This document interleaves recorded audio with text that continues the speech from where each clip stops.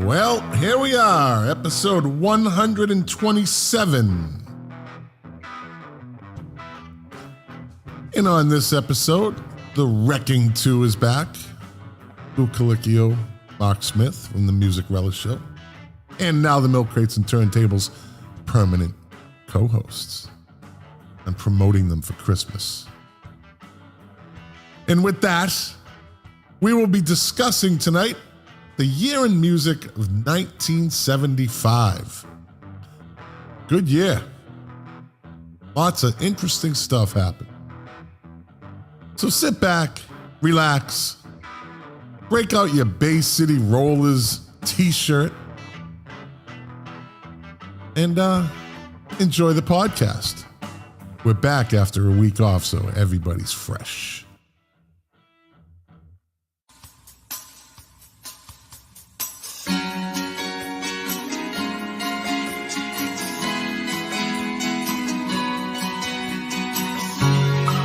The KOFB studio presents Milk Crates and Turntables, a music discussion podcast hosted by Scott McLean.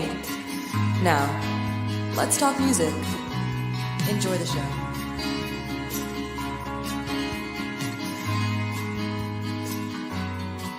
Thank you, Amanda, for that wonderful introduction as usual. Young Amanda is on her way home for Christmas break. College. Love that girl. Can't wait to see her. Can't wait to see her. So, yes, welcome back, my friends, to the show that never ends. And there really is no end in sight.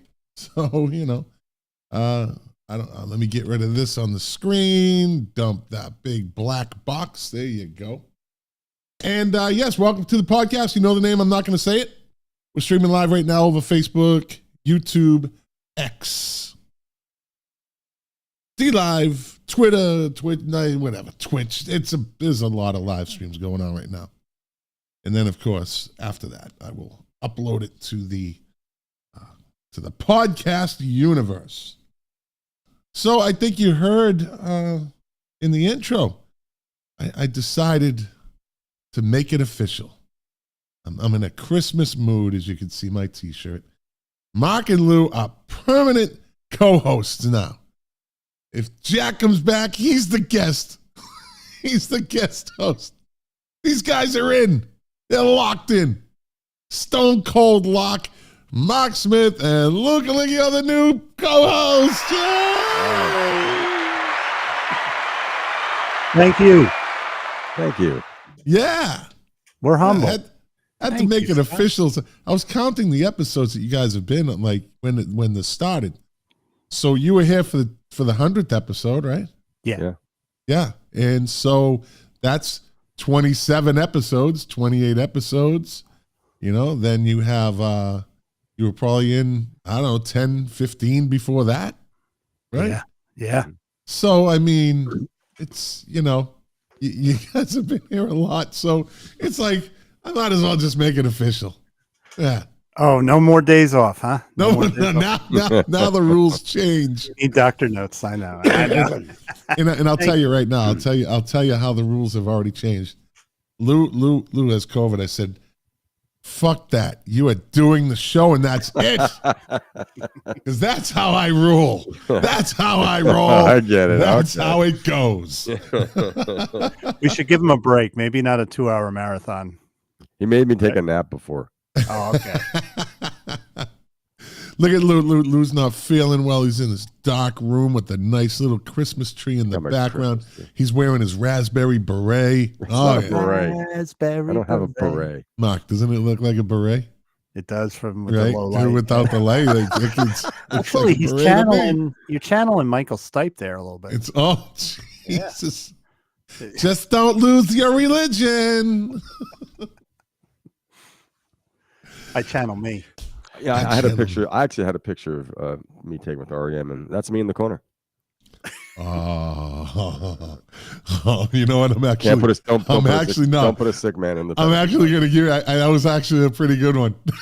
I'm going to give you that. Oh, I'm going to give you that. If Mark said it, he'd be in the penalty box. Everything I say, I'm in the penalty box. every show. It's real now. Damn, I'm feeling pressure. I had my fireplace going on Monday when we did on Music Relish. Oh, did you? Yeah. That was the worst day. That's when I felt I had a bad cold. So I'm like, it's gonna be 85 degrees in here. So, but that says a lot about you, Lou. The dedication is real. Yeah, trooper. You know, if you're feeling shitty, when I get sick, I am like a little girl. Yeah, I said I'm like a little. Why it's got to be a little girl? Why can it be a little bit? Because little girls whine. He hate being sick too. I'm the same. Yeah. You know, I have asthma. If this thing happened 2-3 years ago, you know, it might be a whole different story. I'm happy things are the way. Did you throw up, Lou? Did you throw up? I'm not a puker, man. I'm not a puker, man. I have not puked since 1988. Really? Okay. Yeah. Haven't. The last time I did, I destroyed my Walkman. Oh, no. I've never had stomach viruses till I moved to North Carolina. So a couple times I would just wake up at 3 a.m. going, "Good God, you know, where's the tub?" Yeah. Well, all right, let's get into this, gentlemen. Yes. I think that people have had enough of us talking about us. Let's jump into the year that was 1975. I wish I had an echo thing that I could do, but because I'd have to get a whole new audio thing, and well, that ain't gonna happen. You can get like a mini effects unit and just plug your mic into that and route it. It has to go into my Rodecaster Pro. This is where everything is. What was that show where they'd go 1975? Conan O'Brien, I think, or something. I don't know. Yeah.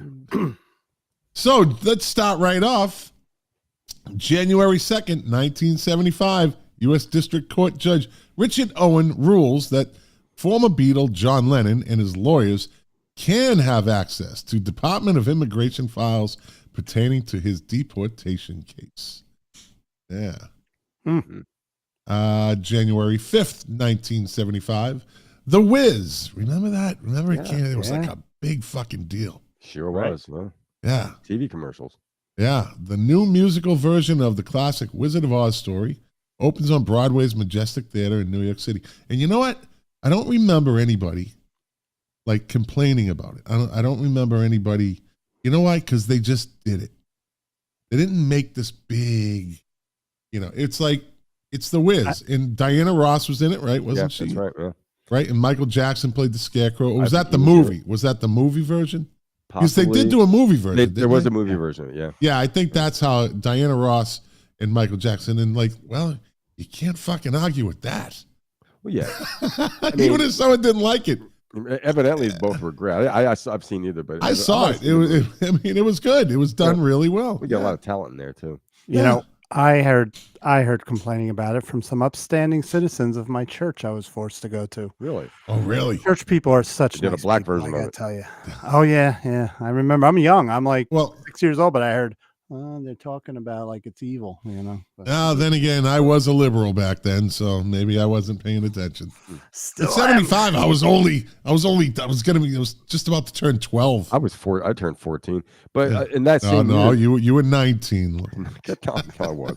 Born 61. Don't get him mad. He's going to get weak. Don't get him mad. But now's the time to take advantage of him. There were some great movies in 75 that actually they had black casts that were like these coming of age stories. There's two in particular. Are you jumping ahead on us? No, I'm just saying we're talking about movies. We're talking about how. Oh, that's right. The Mark cultural started aspects when you were a young liberal. You're a young 12-year-old liberal.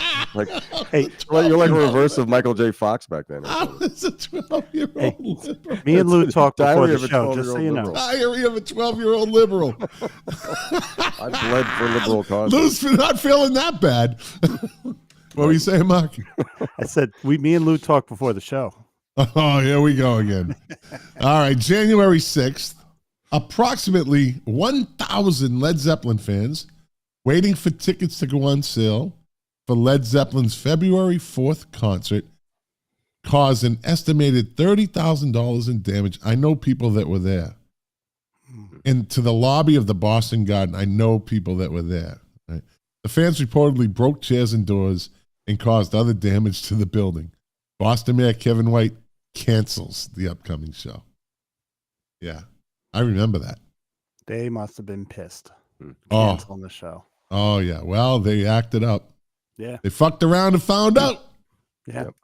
January 8th, 3 Led Zeppelin concerts at Madison Square Garden sell out in a record 4 hours. January 12th, 1975, the Warner Brothers Music Show begins a 9-city, 18-show tour of Europe. The tour included Warner Brother acts Little Feat, Tower of Power, the Doobie Brothers, Bonnaroo, Montrose, and Graham Central Station. Wow. Who's Bonnaroo? What a tour. Graham Central Station. Is that what's his name? No, he was dead by then. The country guy. Graham Bond? Let me see. Not Graham Parsons, that's for sure. No. Who was Bonnaroo? I don't know who Bonnaroo was. Bonnaroo, let me see. Bonnaroo, they're an American pop rock band which ran 74 to 75. Bobby Winkleman on guitar and singer-songwriter Bill Cuomo, keyboards Michael Hossack, drums Robert Lichtig, bass. Yeah, so they were a Warner Brothers band. One and done, literally 1 year and done. 74 or 75. Oh, it was named after Larry Graham, the founder. He was he's a great bass player. Oh, okay. All right. Okay. January. He was from the Sly and the Family Stones band, I think. Yeah. All right. January 24th, 1975, jazz pianist Keith Jarrett plays the solo improvisation, The Cologne Concert in Cologne, and Nobody Cares. No. That's one of my favorite albums. It is the best-selling piano recording in history, so... You do like to chill, Scott. That might be worth checking out sometime if you want to meditate. Just getting in there. It's pretty incredible. I'll just listen to Bossa Nova. I'm pretty good with that.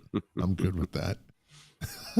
I actually had for my birthday party last Saturday night, I had a nice playlist while the Paella King cooked up a huge fucking batch of seafood paella and chicken paella. And I had a nice Bossa Nova soundtrack going. Oh, cool. Yeah, it was really nice. Sounds great. Yeah, it was really nice.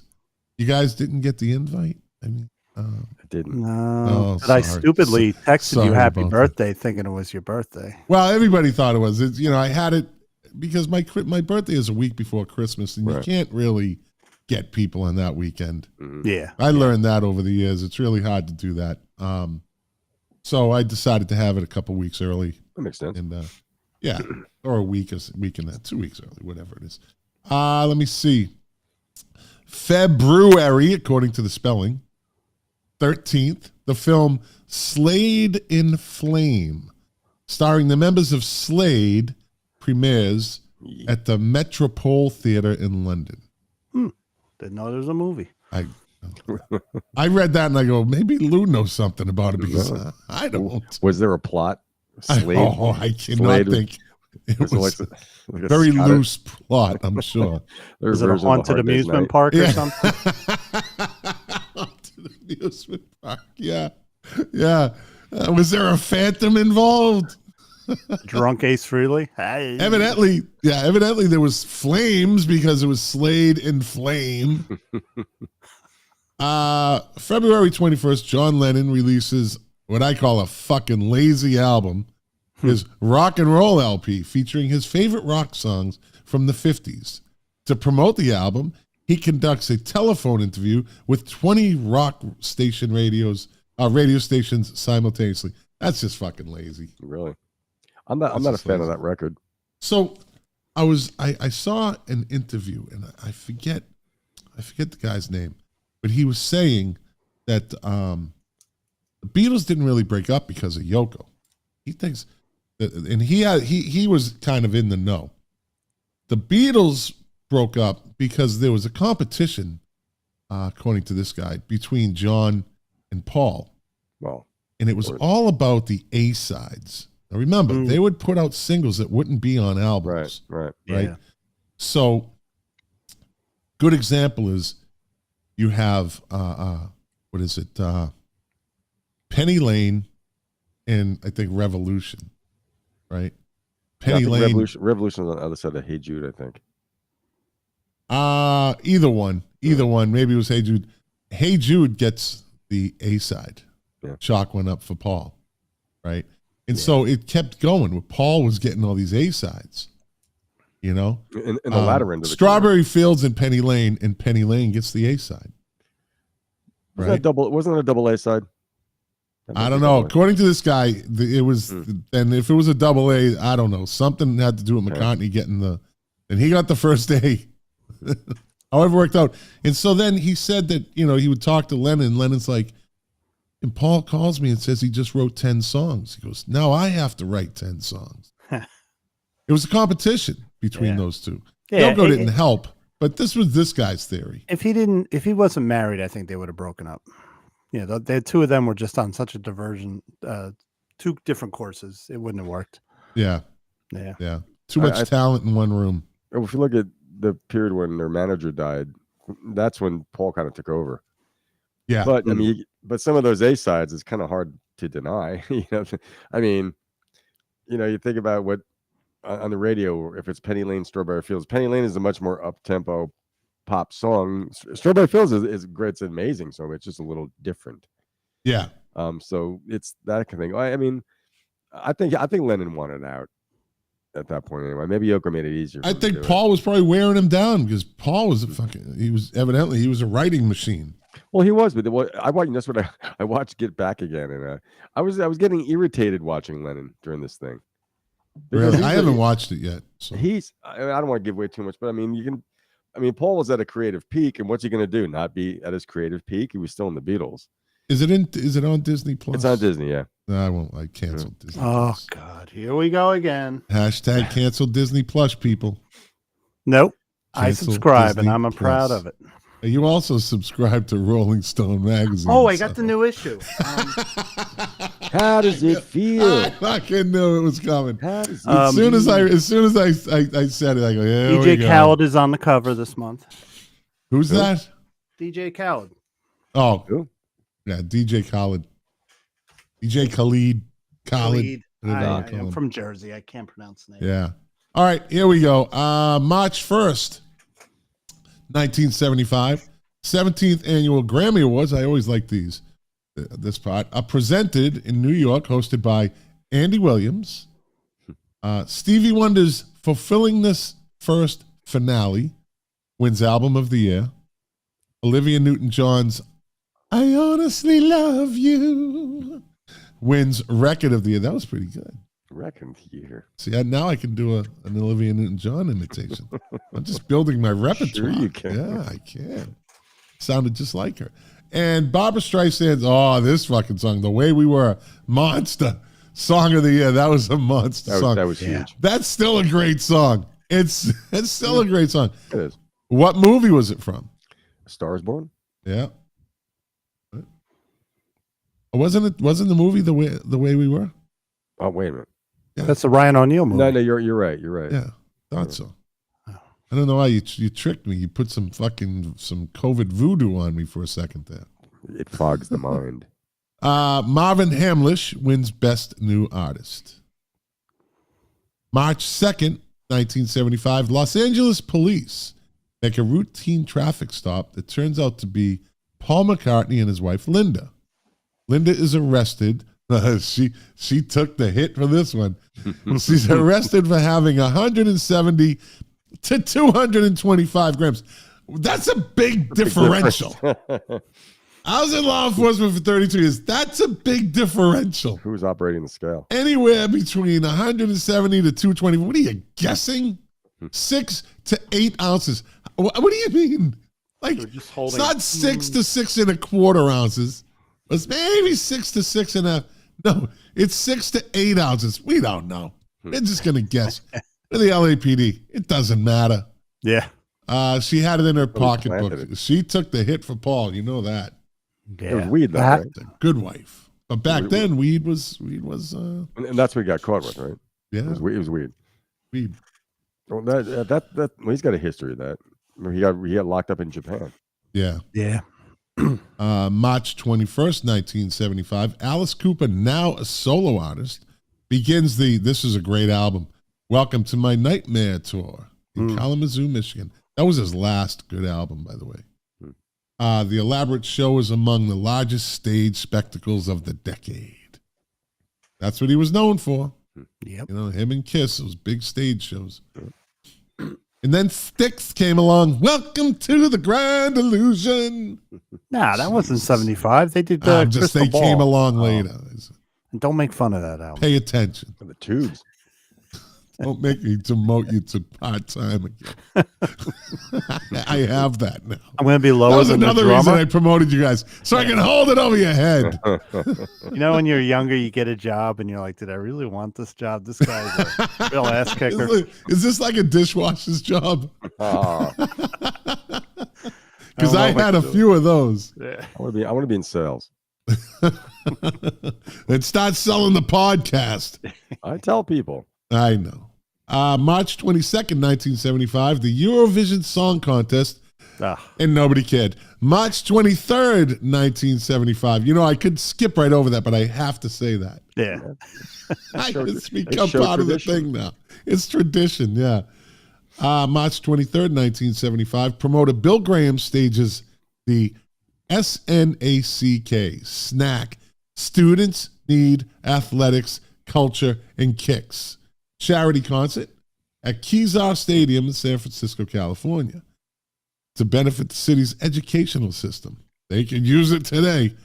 I wonder if he was in trouble for something. Usually promoters do that when they get arrested or right. Yeah. When they do something for kids. Yeah. Other than take their money, almost 60,000 people came to see the Grateful Dead, the Doobie Brothers, Santana, Jefferson Starship, Tower of Power, Eddie Palmieri, Joan Baez, Graham Central Station, and Neil Young, joined by members of the band, along with a surprise appearance by Bob Dylan. It's the largest benefit concert in history to date. And there was a cloud of weed over that. Oh, wow. I'm sure. Oh, yeah. And the powder. Let's see. It was mid-70s. That's true. March 26th, 1975. March 26th, 1975. The film version of The Who's Tommy premieres in London. Yeah. March 20. What's that? Love that movie. Yeah. Very weird when I first saw it. I was like, oh, yeah. Two standout characters in the movie, real quick. Tina Turner. Yep. And then Anne Margaret. I forgot about her. I'll give you. I have to. Mark, two standouts. Okay. Jack Nicholson. I didn't even know. I don't. What did he play in that? The doctor. He played the doctor. That's, you know who stood out to me? Eric Clapton, because I'm a guitar player. I remember that's Eric. He didn't. Do what stands out to me is the Acid Queen and Uncle Ernie. Uncle Ernie. Yeah. Yeah. Keith Moon. Yeah. That was fucking weird. Up with the night shirt. Now molested him. Yeah, and he cracks a couple eggs and drinks the raw eggs. Yeah. I think. Yeah. Now, ever hear the London Symphony Orchestra version of Tommy? No. It's the orchestra. It's the same song that they use in orchestra, but they have rock stars of the day were singing the lead parts. Oh. Ringo was Uncle Ernie. Steve Winwood was the father. I mean, it was really interesting. Oh, okay. Yeah, we're checking out. March 29th, 1975, Jeff Beck releases the album Blow by Blow. It's the first album to be released using just his name. April 3rd, 1975, Steve Miller is arrested and charged with setting fire to the clothes and personal effects of a friend, Benita Diorio, and resisting arrest. I can't see Steve Miller really putting up a big fight. He's a little dude, right? I'm gonna burn you. He's a big guy, but he's very calm. He's a big dude. Is he Steve Miller? Yeah. I thought he was a little dude. I saw him in concert. I don't know. I thought he was big chunky Texas guy. All right. He's from Chicago, though. He's what? He's from Chicago. I think he's from Texas. No, he's born and raised because he has an interview where he talks about the mob and everything early on with the music and everything. Okay. Yeah. Mark just checked you, Lou. I don't know if I agree. I don't know if I agree with him though. Oh, well, Mark, look it up. Here we go. With a break on the action, the score. Lou 1, Mark nothing. We'll be back after these commercials. Okay, we're both wrong. It's Milwaukee, which isn't far, but it's Milwaukee.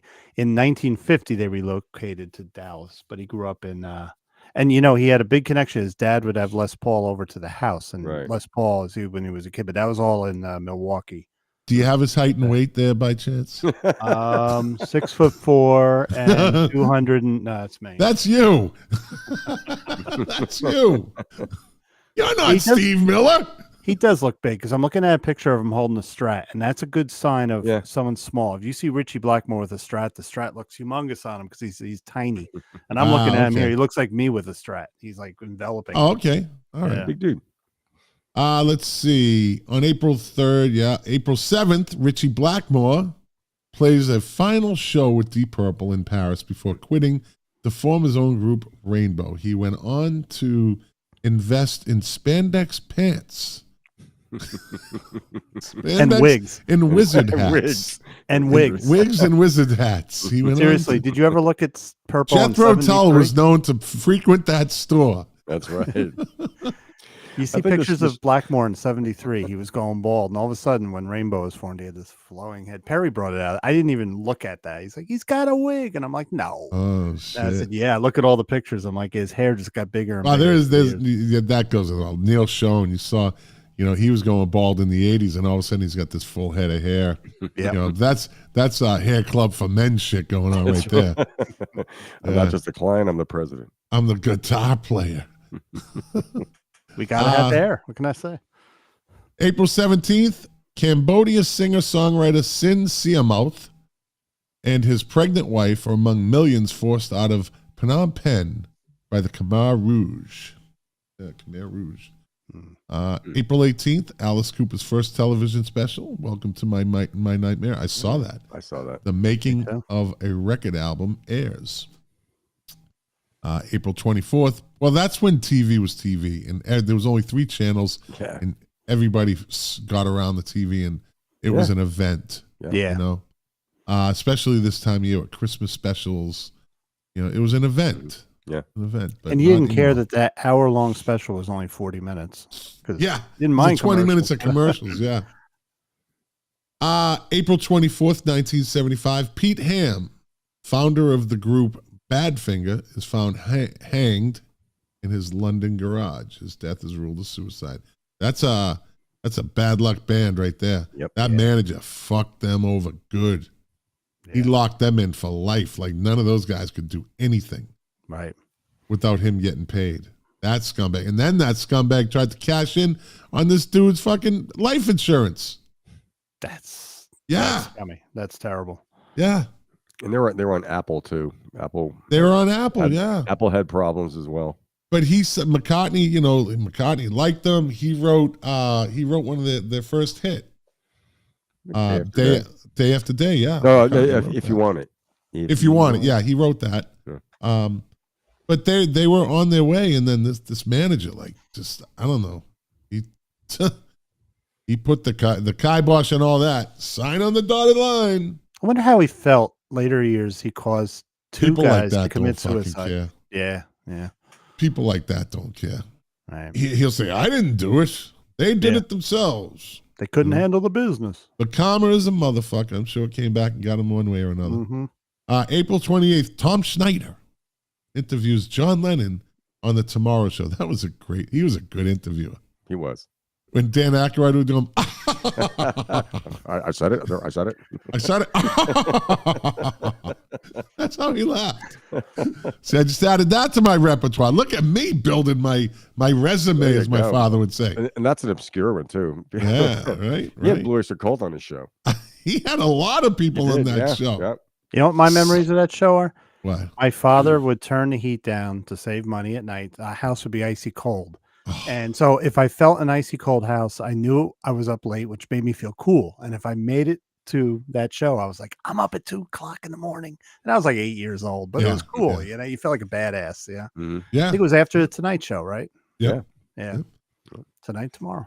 May 1st, 1975, the Rolling Stones announced their forthcoming North American tour by performing Brown Sugar from the flatbed of a truck on Fifth Avenue in New York City. The occasion was guitarist Ronnie Wood's debut with the band. May 10th, 1975, Stevie Wonder performs before 125,000 people at the Washington Monument as part of Human Kindness Day festivities. June 1st, 1975, the Rolling Stones opened their North American tour in Baton Rouge, Louisiana. June 20th, 1975, Talking Heads performed their first show at CBGB in New York. On June 23rd, again, Alice Cooper falls off the stage during a concert in Vancouver, Canada, breaking 6 ribs. Ouch. Oh, ouch. June 24th, 1975. Gens du Pays, the unofficial national anthem of Quebec. I don't care. Fuck Canada. No, it's Jen du Pays. And Yeah, don't say whatever. fuck Canada. I love Canada. Fuck. You can have it. Yeah, I like the mountains. June 30th, 1975, Cher and Greg Allman are married in Las Vegas in a Las Vegas hotel suite. That same day, the Jackson 5 leave Motown for CBS Records. But the brothers are forced to change their name to the Jacksons because Motown owns the Jackson 5 name. Jermaine Jackson stays with Motown when his brothers break their contracts and leave for CBS. He is replaced by youngest brother, do we remember? Randy. Yeah, there you go, Lou. Look, Randy Jackson. See, here's Randy right here. Randy Jackson. Randy Jackson. There you go. Yeah, and that's that was he stayed. He thought he was gonna make some money over there. I'm sure Barry Gordy or whoever else said, just stay. You'll be the man. That worked out. Yeah. July 4th, 1975. The country was 199 years old at that point. The Texas Senate, the Declaration, however, independence of America. The Texas Senate declares the 4th of July Willie Nelson Day as more than 70,000 fans visit Liberty Hill for the 3rd annual picnic and country rock show headlined by Willie himself. A lot of weed maybe that day. Maybe. That would be on Texas. his property, I believe. And he would just tell everybody, come bring your food. He'd supply whatever they wanted. Like it was his area that he owned a huge property. I believe that's how it worked. All right.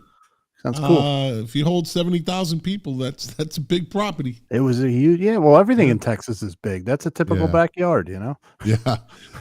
August 4th, 1975, Robert Plant and his wife Maureen are seriously injured in a car accident while vacationing on the Greek island of Rhodes. The immediate future of Led Zeppelin is cast into doubt as Plant will not recover for quite some time. The devil's curse starting. Yeah. August 9th, three things happened. 1975, the Bee Gees begin their mid-1970s international comeback with what song?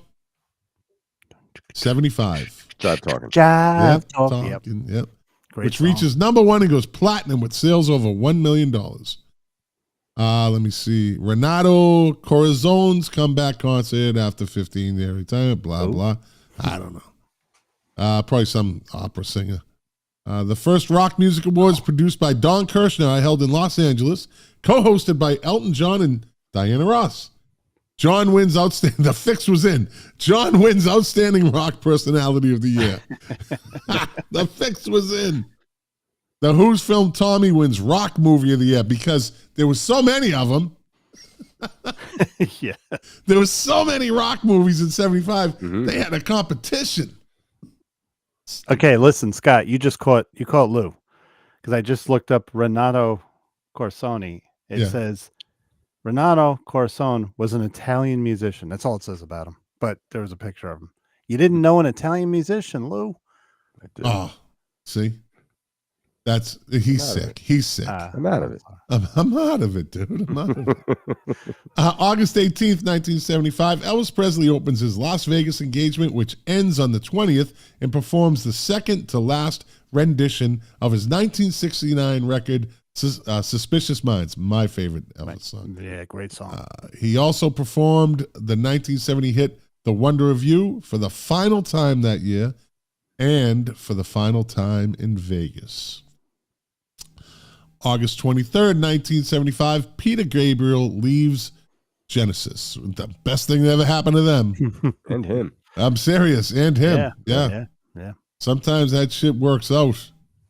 I don't think they would have been as popular with him as the lead singer. I really don't. He wouldn't have went the route Absolutely he not. went solo, I don't think. He Right. would have stayed artistic, and that boy, those years right after he quit, they had some great music. I just think that pop sound that they kind of went with because he didn't want to go that way. He was all that fucking artistic shit. And he went commercial too, but Phil Collins went to a more flashy commercial appeal. Yeah. And I still love it. I Much love more everything from successful Genesis. appeal, evidently. Phil Collins way outshined Peter Gabriel. But there was no rivalry between them. No, That's what's really great. And Yeah. all those years, they still talk to him. In fact, Phil plays on a couple Peter Gabriel solo albums. Yeah. I don't think they split. I think it was amicable. It was just like, I need to do my own thing. And the band was probably like, they're not really feeling this fucking art performance shit anymore. Well, they weren't. I mean, I think they liked the material, but the fact that he was just his theatrics were getting in the way of his vocals. Yeah. So some of the shows from Landmines down on Broadway, it would have been interesting to see one of those shows, I would think. But I think there were times you're like, it suffered for all the theatrics. Yeah. And he was wearing a flower pot on his with a dress. That was one of the yes. Yeah. September 15th, 1975, Pink Floyd releases their 9th album. Bam, bam, bam, bam. Yep. Yep. Sure have. September 29th, 1975, singer Jackie Wilson suffers a massive heart attack while performing on stage in Cherry Hill, New Jersey. Yeah. He survives, but never physically recovers. October 3rd, 1975, The Who released their 7th studio album. Who by numbers, and I've recently appreciated it for the first time in my life. It's a really good album. Oh, look at you guys with that. I wouldn't have known that. Single? What was the big song from that? Mama's Got a Squeeze Box. Yep. Daddy Never Sleeps at Night. Goes in and that actually out charted. That was in it did. Top 40. Yeah. Good stuff. Good song. The innuendo is what was funny about that, especially for a kid. Oh, my church said in and out. My church put that on the list. My church was very aware of rock and roll, so they'd say that song must not be listened to. Of course, I listened to it. Of course. And I'm like, they never figure that shit out. When you say don't do it, of course they're going to do it. Don't smoke pot. October 7th, 1975, John Lennon finally wins his battle to stay in the United States after the New York City Court of Appeals overturns Lennon's 1972 deportation order. October 9th, 1975, John Lennon and Yoko Ono become parents of Sean Ono Lennon at 2 a.m. The birth heralds the beginning of John's temporary retirement from the music business as he vows to devote himself to family for the next 5 years, which he didn't do to his first family. That's right. Sure. You know what's ironic? If he had been deported, he'd be alive maybe today. That's a sad thing. You know? Also on October 9th, 1970. What's that? He would have come back. Yeah, absolutely. Yeah. October 9th, 1975, Kiss earns publicity by playing the homecoming dance of Cadillac High School in Cadillac, Michigan. They weren't that big that year. They were still like were they huge then? Were they an arena band yet? 75? When did Destroyer come out? Oh, Alive. Because Alive. First album, Destroyer and then Alive, right? Isn't that how it went? No, Destroyer came out after Live. The first after Alive. Kiss Alive one. Yeah. So that was, let me see, that was around 75, I think. Alive was 76. Yeah, they were touring big places then because that was recorded at Cobo Hall in Detroit, which is a big arena. Yeah. October 11th, 1975, Bruce Springsteen appears at the Monmouth Arts Center, Count Basie Theater. Oh, one of my favorite theaters. Yeah. Formerly known as the Carlton Theater. For the homecoming concert. The Carlton Theater? Yeah. That's right. I saw Bruce there in July of 75. Oh, wow. I just have to say hello, Joanne Kozborski. Welcome to the show. She commented in here. I love you, Joanne. I love Joanne. I don't know if there's anyone nicer on Facebook. She's almost too nice to be on Facebook, I think. Facebook. You better be nice. You better be nice. She's corrected. She knows she's grown to accept my language. I know she's not a big fan of it. But I've got to be me. I've got to be me. That's true. Yeah, I gotta entertain. That's my style. October 18th, 1975, Simon and Garfunkel reunite on the second ever episode of Saturday Night Live on NBC, performing The Boxer at Scarborough Fair. A new collaboration, My Little Town. Okay. And Joanne said she loves me too. Thank you. October 20th. Warm and fuzzy on the show tonight. Yeah, well, listen, when Joanne comes on, I get all warm and fuzzy. Okay, I love Joanne. October 27th, 1975, Bruce Springsteen appears on the covers of both Time and Newsweek. There you go. On the same week.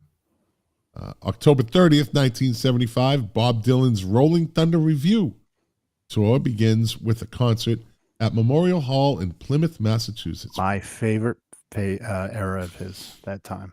That was great. Plymouth, Massachusetts. Why not the Boston guy? Like, that's because it's Dylan. He'll do whatever the hell he wants. Yeah. Probably he couldn't sell tickets. November 6th, 1975, the Sex Pistols play their first concert at St. Martin's School of Art in London. School of Art. They played in art school. Yeah. Punk. November 21st, 1975, Queen's Bohemian Rhapsody, which I am very sick of. Me too. And I've been sick of that song for at least 15 years now. Yeah. Goes to number one in the UK, where it remains for 5 weeks of 1975 and 4 weeks into 1976. December 6th, 1975, The Who set the world record for largest indoor concert at the Pontiac Silverdome, attended by how many fans? Yes. Let's do 60,000. Lou, this is a Price of Right thing. What kind of venue is this again? It's the Pontiac Silverdome. It's a dome? Yeah. 80,000. You went over. 78,000. Mark wins. Oh, I won the Pontiac Silverdome. Price of Right lose. Yeah, Price of Right. Price is Right rules. But you don't know the Pontiac Silverdome? What a fucking monstrosity that thing was. That's where the first WrestleMania was. That was the first WrestleMania was in and that broke a record. Yeah. December 10th, my brother Mark's birthday. God rest in peace. 1975, the John Denver holiday special, Rocky Mountain Christmas. I remember that. My sister Stacy was a big John Denver fan. I remember watching it. Years later, his plane would crash into the Rocky Mountains, and that would be it. No, it was California. Crash into the ocean. Come on. It was a water landing. Let me have a joke. Stop being so serious. Both of you. Jeez. We feel now the pressure to be accurate. Yeah. As co-host, you're fired. As co-host, you're fired. Turntables podcast. December 18th, my birthday. The official breakup of Faces is announced at a London press conference. Rod Stewart will continue his solo career, while Ronnie Wood is widely expected to be announced as an official member of the Rolling Stones in the near future. Not official. They had already been broken up, so that was Christmas Eve, 1975. The first issue of Punk magazine is released with a January 1976 cover date. A drawing of Lou Reed is on the cover. Christmas in 1975, bassist Steve Harris forms Iron Maiden. Oh. Drawing the name from a torture device mentioned in The Man in the Iron Mask. Do you know what an Iron Maiden is? I did. Yeah. It's that mask. It's got the spikes in it. The whole thing, your whole body. They close. Yeah, it's got the spikes in it. Right? Okay. Wow, some nasty shit in the medieval times. Yeah. And on New Year's Eve, 1975, the fourth annual New Year's Rocking Eve. I like these two. The New Year's Rocking Eve airs on ABC with performances by Average White Band, Melissa Manchester, Freddie Fender, and Neil Sedaka. Not their greatest lineup. Freddie Fender is great. I know. Yeah. Because when we get behind closed doors. No, that was that wasn't Freddie Charlie Fender. Rich. That was Charlie Rich. Yeah. You're thinking I'll be there before the next teardrop falls. Before the next teardrop falls. Yeah. Great song. Happiness. What the fuck kind of New Year's Eve is that? What is that? And who was I that? understand a depressing song like that on New Year's Eve. I said, not the best lineup ever. And Melissa Manchester, she wasn't even like it. She was like a nobody in 75. Right? Average white band had them dancing though. You know? Wasted days and wasted nights. There you go. Wasted days. Yeah, he had that kind of twangy. Yeah. No, Melissa Manchester she was popular then. I don't want to put her down. What did she sing? Melissa Manchester? Don't cry out loud. I think that was her. Right? Yeah. She's a redhead, huh? I think it was a brunette. I think she was a brunette. Let's see. Not bad either. Also on New Year's Eve, Elvis Presley performs before the biggest audience of his career at Vegas. No. The biggest audience. That dome you mentioned earlier. Yeah, that dome, Lucy. Are you serious? Dome. If you're a sports fan, you know what the Pontiac Silverdome is. The COVID dome. Yeah. Performs before the largest, his biggest audience of his career at the Pontiac Silverdome. I don't think of Elvis Presley playing in an arena or a stadium. Like that's more modern for him. Nailed it. During the show, Elvis rips his pants on stage. That was the beginning of Fat Elvis. That's the beginning of Taut Elvis. Banana Taut peanut butter Elvis. doesn't do good for you. Yeah. Remember Eddie Murphy's impersonation on stage in Vegas? No. Oh, he's passing gas, just he's making all those karate moves and letting loose. Let's see. Also in 1975, I always love these. Also, it's like thrown in. It's like we already did the list. We didn't get it in, so we're just going to throw it in at the end. Billy Davis Jr. and the very hot, beautiful 80s hottie, 70s hottie, even an 80s hottie, host of Solid Gold, Marilyn McCoo. Oh yeah. Leave the fifth dimension and start solo careers. She might be my first or second crush I ever had She was a beautiful woman. Mm-hmm. I'm sure. Is she still alive? Yes, she is. She's probably, she's in her 70s. Her and Billy Davis Jr. Yeah, she still looks good. I'm looking at a picture. She still looks good. Yeah. Damn right. Yeah. And not only that, one of the most purest voices ever. Yeah. Won't you marry me, Bill? Yeah. Right. That's a great song. Yep. Fifth Dimension. What's your thoughts on them, Lou? Love them. Yeah. Right. Absolutely love them. But they were one of those bands, just like we had in the 80s. It's just a 70s band. They weren't anything spectacular. They had hits, right? Kind of like Culture Club. They were popular in the 80s. They could have done it. Well, they didn't have a TV show. Marilyn McCoo and Billy Davis Jr. had a TV show. They had a TV show, yeah. That one. Yeah. But they were. They were considered pop, middle of the road. They weren't, hippie. Yeah. But, Aquarius and stuff. Aquarius and Up and Away, and they were great singers. But they had that songwriting. Those songwriters behind them. Yeah, and they had the big black guy look like Rosie Greer. He did. That's right. I'm looking at a picture of him right now. Yeah, he is big. Like Rosie, that's a big. Does he have another head on his shoulder? I don't know. He's a big dude. He's a big boy. With Rosie Greer. They have a song called. Do you know the song "Sweet Blindness"? Sweet Blindness. Drinking my daddy's wine. It's kind of a little obscure hit of theirs. It's a really cool song. Okay. All right. Also in 1975, the Ramones. Signed to Sire Records. Bubblegum band. They were bubblegum pop. Let me see. First release and the band played Waltzing Matilda by John Curry on Australian label M7. I like Tom Waits' version. Waltzing Matilda. Yeah, Lou does it great. The COVID voice. All right, let me scroll through bands that were formed in 1975. Air Supply. Holy shit. Yeah, right? 75. Yeah, the they Babies. Overnight success. The Babies, right? That's with, what's his name? John Wayne. And Jonathan Kane Kane, too. Yeah. Again, a band that formed, and I'm sure was short-lived, Big Balls and the Great White Idiot was formed in 1975. You get the shit. I'm looking at it. Who's Big Balls? I don't know. Who's the Great White Idiot? I'd rather Me. do that than Big Balls. As according to Jack, that's me. I think they were from Why Park has he Ridge. got to be white? I think they're from Park Ridge, New Jersey, Lou. It's you. The Boomtown Rats were formed in 1975. The Brothers Johnson. Great. Brothers Johnson They're started great. in 75. What do we got here in the C's? Nothing really there. Let's go to Iron Maiden D's. formed. Will you let me do my? You want to just take over, and now that you're full time, and Right. like, are you gonna just let me Coup attempt here. cut me off? That was when I mentioned Iron Maiden before, but the Wi-Fi is not working. It just came out. Yeah, another group that probably was short-lived. Dr. Teeth and the Electric Mayhem. Yeah. Hey, Sure. wait a minute. Sure. I've heard of them.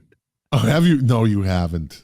Yeah, it might have been some kind of weird off-television goof thing. They popped up somewhere. I've heard that name though. Well, I don't know. Why not? A Boston band. This is a local, one of those bands that everybody went to see. The Fools were formed in 1975.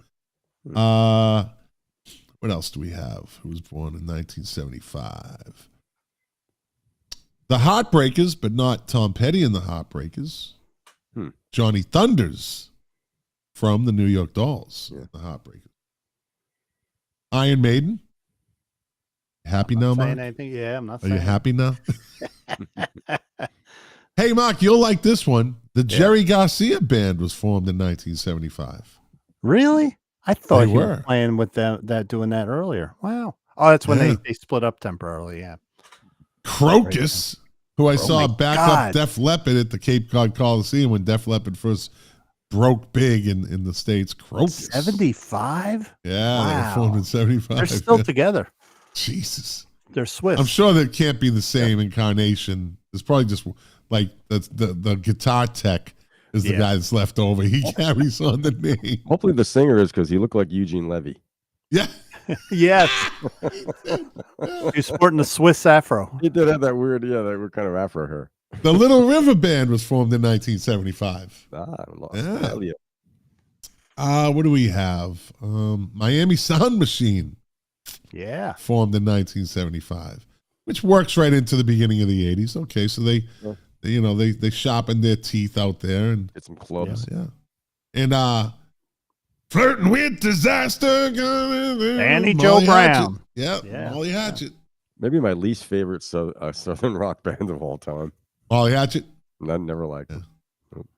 Motorhead was formed in 75. Seems weird, right? Seems like it's been around since like 69 or something. Well, Lemmy was with Hawkwind. Hawkwind. Yeah. Yeah. Let's see. No, nothing there. Ooh. I have a list and I see something interesting. What? What letter are you up to? R. In the P's, I see Pierre Ubu. I don't know much about him, but that's a long time ago. It's fucking weird. That's a weird band. Yeah. They're from Cleveland, I think, or Akron. Okay. All right. They're contemporaries of Devo. That's a weird. They have a weird sound. I have one of their CDs. Perry on one of Perry's plays on Spotify. He did a Perry Ubu song last time. Okay. Jesus. Yeah, You guys do go obscure. This That's is why I deep. love you. That's why I love you guys. I had one of their albums. I'm like, I didn't dig it, but they paid for originality. No one goes deeper than Music Relish. Hey, no doubt about that. You'll get no argument from the Milk Crates and Turntables show. The Ritchie family was formed in 1975. The Runaways formed in 1975. The Ruddles The Ruddles. Ruddles. formed in 1975. The Saturday Night Live Band was formed in 1975. Okay. Yep. The aforementioned Sex Pistols were formed in 1975. Shalimar formed in 1975. The Soul Train Gang was formed in 1975. Is that a band or are they dancers? It's a band, evidently. Southside Johnny and the Asbury Jukes was formed in 75. Yes. Asbury Park, New Jersey. Yeah. What are we up to now? Talking Heads. Talking Heads were formed in 1975. Another probably short-lived band, Throbbing Gristle. That's a great name. Was formed in in 75. That's one of the great band names of all time. They might have Throbbing Gristle. I think Throbbing Gristle hung around for a long time, actually. Did they really? I think so. Let me see. I don't know what the genre is. Let me see. We're an English music and visual arts group formed in Kingston upon Hull by Genesis being Cozy for Fanny Tootie. What's this? By Genesis P. Orridge and Cozy Fanny Tootie. Later played by Peter Sleazy Christopherson and Chris Carter. They were widely regarded as pioneers of industrial music. Oh. Yeah. Wow. All right. Throbbing Gristle. Triumph was formed in 1975. Yeah. They were not long after Rush. They came like a matter of 4 years after Rush. Yeah. White Spirit. No, wait a minute. And finally, oh shit. Uh-oh. Oh yeah. Wait a minute. No. Uh-oh. Wait a minute. Uh-oh. Yeah. Zebra was formed in 1975 as Mark points at the album up on his wall in his background for all you podcast listeners. Live stream watchers. Yeah. A true multi area, whatever you want to call band, because they were from New Orleans and Long Island. That's what's amazing about them. They have two hometowns. Yeah. All right. Let's see. Bands that broke up in 1975. Alice Cooper Band broke up in 75. Hence, Welcome to My Nightmare. Alice Cooper. Badfinger broke up. I think we figured out why. By death. They break up by death. Really? I mean, Jesus. It really was. Yeah. Terrible. Can't be more subtle than that. Nope. Let's see. Who else broke up in 75? Oh, man. Ball and Jack broke up. Darn it. Who? I think I see something that potentially a ripoff later on. Chili Willy and the Red Hot Peppers broke up in 75. What? Chili Willy and the Red Hot Peppers. So take the Willy out, move the chili. You have the Red Hot Chili Peppers. Those fuckers. I don't like them that much more. They stole their name. Gives me more reason to not like them. I hear you. That's bullshit. The Electric Eels. You ever hear the Electric Eels? Yes. Elf broke up. That was Ron Jim Dio. That was Dio. Yeah. He was an elf without a band. Richie Blackmore broke him up. Again, the aforementioned Faces broke up in 75. Yeah. The 5-man electrical band. I don't know. The Guess Who broke up in 75. They're not in the Rock and Roll Hall of Fame, you know. Huh? They're not in the Rock and Roll Hall of Fame. That might be a tough get. Nah. Well, Carly Simon's in there, so what does that tell you? The Go-Go's are in there, but the Guess Who isn't in there, right? Yeah. In America. Humble Pie broke up in 75. Too bad. Right? Too bad one. Yeah. Let's see. I'm looking for a Mighty Kong. That's a stupid name. The Mothers of Invention broke up in 75. Thank God. Well, that wasn't Frank Zappa. They continued on without him. They're fucking horrible with him. I have horrible without him, and he was even worse solo. Overrated, if you ask me. I'm with you, Scott. I've tried so hard. So many people have tried to convert me, and I'm always open-minded. I am too. A couple songs. I like Cosmic Debris. But yeah. I've had people say to me, "Get me into Zappa," and I say, "Nope, I'm not going to try." It's you like them or you don't. I don't expect anyone to listen. I don't get it. I just don't get the offbeat. The you know what? That is absolute 100% purified white boy music. There is no black guy on the planet or black girl on the planet or Latino or Filipino or Asian that would listen to Frank Zappa without going, what the fuck? But then look at his band members. He had Billy Cobham. You know those I don't care. You know the reaction videos that you see on YouTube That you get the black guy or the two black kids or the black girls, and they put on like Led Zeppelin "Whole Lot of Love" for the first time they ever hear it, and they're like, you put that shit on, right? You put a Frank Zappa song on, and you're gonna get a lot of what the fuck. So and 95% of white people. Audience. Yeah. And 95% of white people say, what the fuck, dude? What the fuck, dude? It's true. Shit, man. What the fuck, dude? What am I listening to here? You just made me curse. Fuckers. Put this shit in my ears. That was pretty good.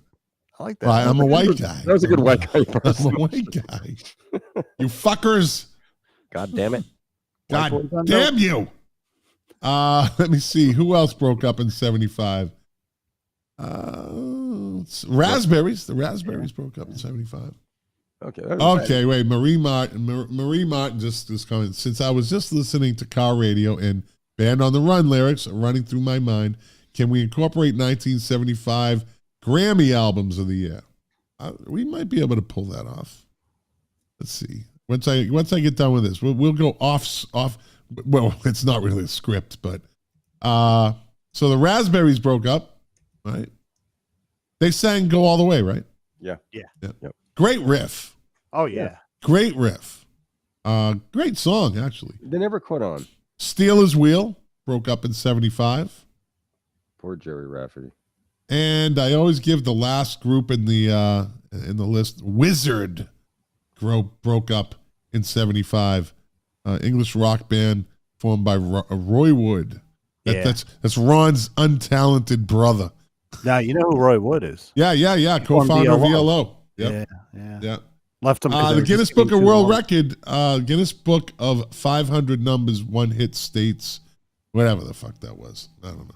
All right, so let's see. Let me get rid of this. Marie, let's see. I found it. You got the Grammy albums? The nominees. There was only one album of the year, obviously. Okay. Stevie Wonder fulfilling this first final lyrics. It says lyrics after it. Fulfilling this is first finale. Elton John, Carabo. John Denver, Back Home Again. Joni Mitchell, Court and Spark. And Paul McCartney and the Wings, Band on the Run. You know who won? Wasn't Paul McCartney and Wings. No. Stevie Wonder. Stevie Wonder, yeah. Band on the Run came out in 73.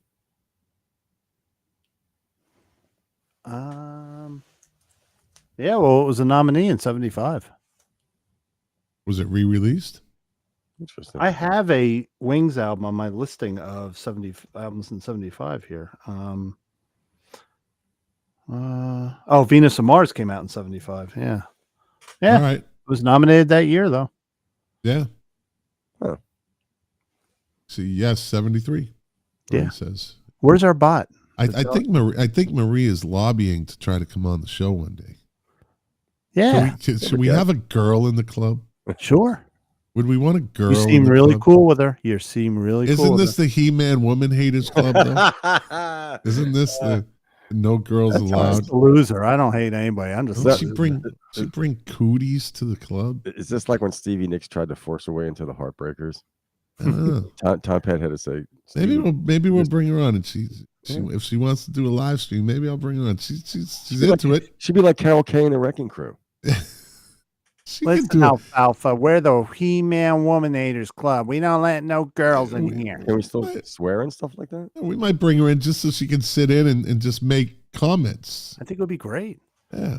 I don't know, maybe Maria, are you up for coming on a live stream for fucking 2 hours and putting up with us? You're invited. Just sit back, relax, and just comment. Make girl comments. Oh God. We'll get the female perspective. Next thing you know, it's like Adam and the Ants. You guys oust me, right? And replace Adam Ant with Marie Martin. Now she's the host of the goddamn Milk Crates and Turntables. Yep. I just want to say, give it all away to a registered charity. All I need is a pint a day. Let's talk. If I ever get out of here. Sure. You can drink a pint during the show. I don't care. I drink wine. Yellow Gray tail wine or whatever. If you want to come on. So when are we doing the Christmas show, by the way? So next week is what? The week before Christmas. It's the week. So like next week is the Christmas show. Christmas Eve is Sunday. Yeah. So we're going to, Lou, are you going to be available next week for Christmas show? I don't know what's going on. I have 2 shows. Well, this Thursday is out. What about Wednesday? Wednesday, I think, should be good. All right. Oh, this is real exciting for we got to get a Christmas show in. Yeah. Wednesday, so what about Wednesday? Might be better. Friday? I mean, I already have a I already have like a backdrop. Look, Christmas backdrop. Look at that. Yeah. Cool. I see a tail. I got this. Right. I see a beard. Yeah. What's a psychological test? I get a lot of lights here. I like that one. I like the lights. Background. I see LSD. I like this one. Right? That's snowflakes. This is Mark. Mark likes all the snowflakes. So, you know. Yeah, that's it for me. You know, because no 2 snowflakes. Alpha male snowflake fucker. Then we got this one with a nice snowman right there. Right. That's like The Shining. Yeah. So let's do a Christmas show. Make a good effort for Wednesday night, Lou. Okay. All right. If not Wednesday, are you? I'm behind. Friday? I'm behind on preparations for the. I'll make it. Okay. Make it for Wednesday. Yeah. Maybe we just do an hour. Like if you're really busy, you know. No, I have to. I'm behind on rehearsal for these, but we can talk. But I think you're a pro. You're a pro. I can do it. You can do it. I just hope the monitor works. Oh, I saw him have monitor problems this Sunday. Yeah, we didn't have an episode last week because Mark's computer shit the bed. Lou was sick, and I was like, I got guests in town, and it's coming in the next day, and it was like all roads just led to no show last week. Yeah. Yeah, and as Jack would say, in the 7 people that listen were disappointed. Let's jump into movies. Let's take a break and go to movies from 75. Yeah. I'll start off with Salo, or 120 Days of Sodom. World War II Italy, 4 fascist libertines round up 9 adolescent boys and girls and subject them to 120 days of physical, mental, and sexual torture. That was a movie. That was a movie in 75. 1975. Yeah. That would have been a European movie. Did you have to wear an overcoat when you saw that in the theater? I don't know. But that was a movie. I thought we'd start off really kind of we'll bottom out right from the beginning. We can only go up from this point. This is true. Can only go up. Okay. All right, Mark. Oh, our favorite Karen Black, Trilogy of Terror. Ooh, made one of the best made for TV movies. But everyone only remembers that one part of the trilogy. The doll. The doll. That's all they remember is the doll. Yeah. And her teeth at the end when she iconic. Yeah, when she squats down in front of the door with the butcher knife and just starts stabbing the floor. Yeah. She calls her mother. You don't see her face or anything. Yeah, Mom, you can come over now. Then she squats and she does the Filipino squat. That's what they call the Filipino squat. They can squat down. Their butt can touch the ground. Their knees are still bent. It's amazing. And the director said they didn't plan that. He didn't she did that all herself. That whole. Wow, that's why it was so great. Yeah. Right. Yeah. Lou. In honor of the late Ryan O'Neal, the movie Barry Lyndon. Barry Lyndon. Wow. Yeah. Directed by Stanley Kubrick. Did you ever see it? I'm sure I did. Interesting. He plays this like kind of a rogue that's trying to marry into high society. But what's cool about the movie was that they used all candlelight, all the indoors. They didn't use any like natural. It was all lighting that would have happened. That's Stanley Kubrick. Yeah. One Flew Over the Cuckoo's Nest. Yeah, 1975. The biggie. Yeah. Mark. My memories of 1970s New York with the smell of leaded gas and urine in the phone booth. My father took me to radio. You mean the today? Nah. You mean today's New York? It was far worse than the 70s. Oh, I don't know. My father took me to Radio City Music Hall to see a movie. We saw the Sunshine Boys. George Burns and Walter Matthau. I don't know what possessed him. we didn't have much money, but it was one day he said, "I'm going to take you to the city to see a movie." We could have seen it in Westwood. We could have. It was an experience I'll never forget. Yep. Lou? You go in the tank. The cage goes in the water. Yeah. Jaws. Oh, yeah. Voted the #1 horror, most scariest movie ever. Really? Oh, dude. That movie scared a generation of children and adults. It did. From going to this day, I can't people still have. I mean, that movie is the scariest movie ever made. I think Night of the Living Dead is the scariest. I don't know. I mean, that's good. This is a psychological scare. Oh yeah. This is an imprint. This is literally an imprint on your brain. The ocean is not our environment, so it's the deep, dark ocean. That's what's scary about it. Yeah. And even though that was 75, the technology. I watched it recently. It's still really good. Absolutely, it's still. they did a hell of a job with that shark. Absolutely, yeah. And then they tried to capitalize on it with The Deep. And the only thing good about The Deep was Jacqueline Bisset in the t-shirt with no bra, the wet t-shirt and no bra. Indeed. She was a hammer.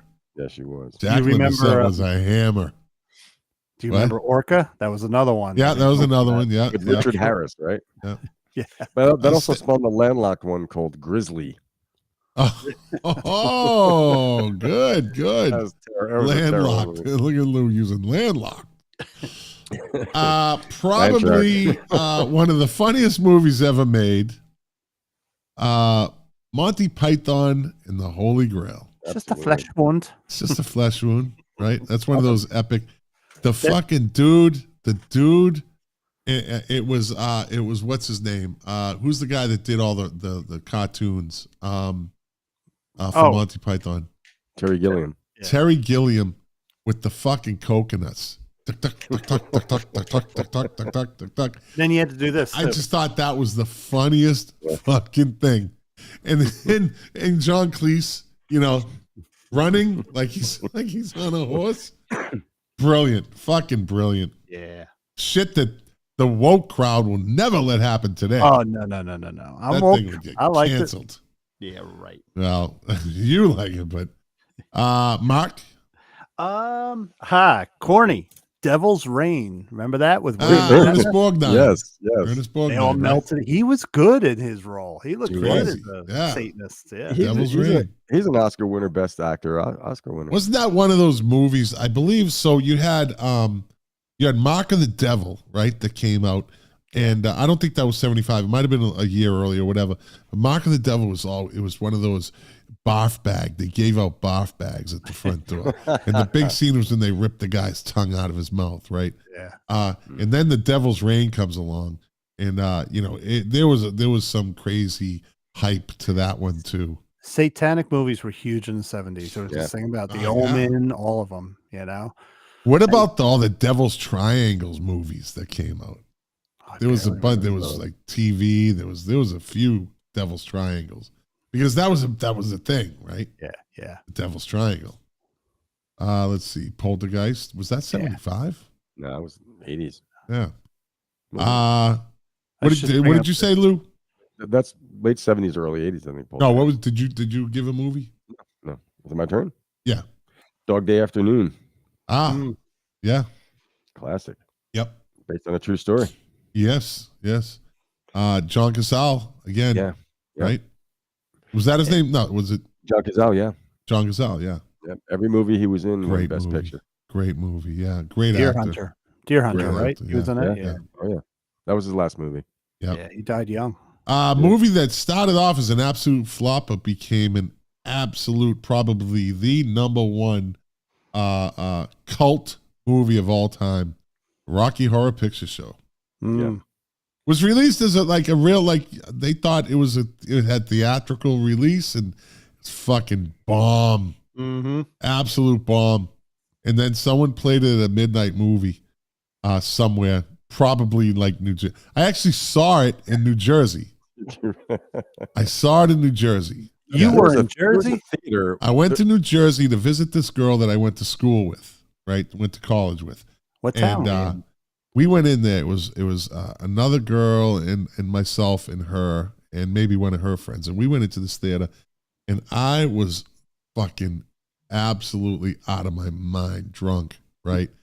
And just tormenting the whole theater, right? In this small town, New Jersey. It might have been somewhere around Cherry Hill or something. I don't know. Okay. Nice. And at one point, when you have to have the squirt guns, like the squirt guns, and you need the umbrella. Yeah. These motherfuckers got a bucket of water and threw it at me in the theater, in my seats. Oh, it was just chaos, but it was fun. It wasn't like, fights. It was just absolute. I brought a whole element to that thing because the same people go every week, right? Yeah. It's like a club. I went in there and I was rip roaring that place up. Oh, good times at the Rocky Horror Picture Show. There was a theater in New Jersey. There was the midnight showings of it. That's it. Someone did it. Yeah. Someone had a midnight showing and it just caught on. Yeah, and it just a thing at this theater. I mean, what if that was the same place? Yeah, I don't know. This theater was showing it every Saturday night. Midnight. There were two movies that were known for midnight showings. That and Song Remains the Same. That was always midnight showings when I was growing up in the 80s. Right. Yeah. Right. Mark? A sequel, French Connection 2, where he takes heroin. Yeah. Remember that? Popeye shooting up. Yeah. Yeah.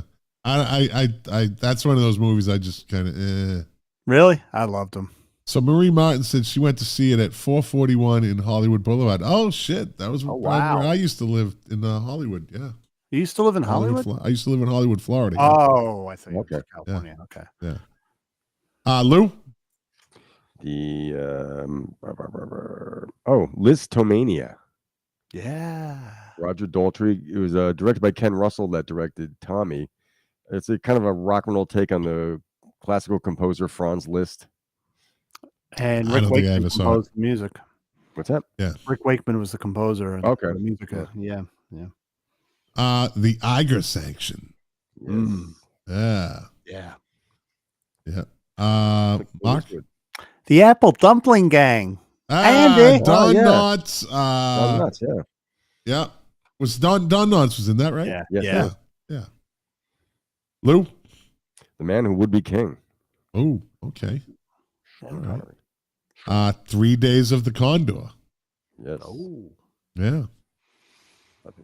Sidney Pollack. Mark? I didn't see this, but I thought the title was great. If you don't stop it, you'll go blind, and it's available on Hulu. I'm going to watch it. They said it was hilarious. I don't know. Oh, Jesus. Lou? Rollerball. Yeah. Great movie. Jonathan. They tried to do a remake of that. Oh, it's horrible. I know. Womp, womp, womp, womp. Yeah, you can't replace James Caan. Come on. No. Why idiots today. There's no talent. There's no originality in Hollywood. Cheap to remake a movie. That's why they do it. No comedy. They actually, the one I'm about to say, they did a remake. It wasn't as good as the original because the original had kind of a that 70s grindhouse kind of way it was filmed. Cool. Death Race 2000. Yeah. With David Carradine. Do you remember the character he played in the movie? Frankenstein, yeah. And the Sylvester Stallone was in it. Yeah. They did a Death Race 2000 remake, I think, with what's his name? Tom Hardy. The English guy. Tom Hardy. Was it Tom? No, was it Tom Hardy or was it Jason Statham? Right. Jason Statham. Yeah. I kind of liked the remake to that. It was okay. Yeah. It's a pretty hard, but Death Race 2000, the original was that's. I might actually watch that again. The scene that I liked and I remember is so you have to kill people to get points. So Sylvester Stallone goes in front of the nursing home and you see all these old people flying up in the air. Yeah. He drives right up into right up to the front door. He's just, I wish I remember his character. He was like a gangster. He was like a mafia guy. Mowing them down. Yeah. Mark? Cooley High.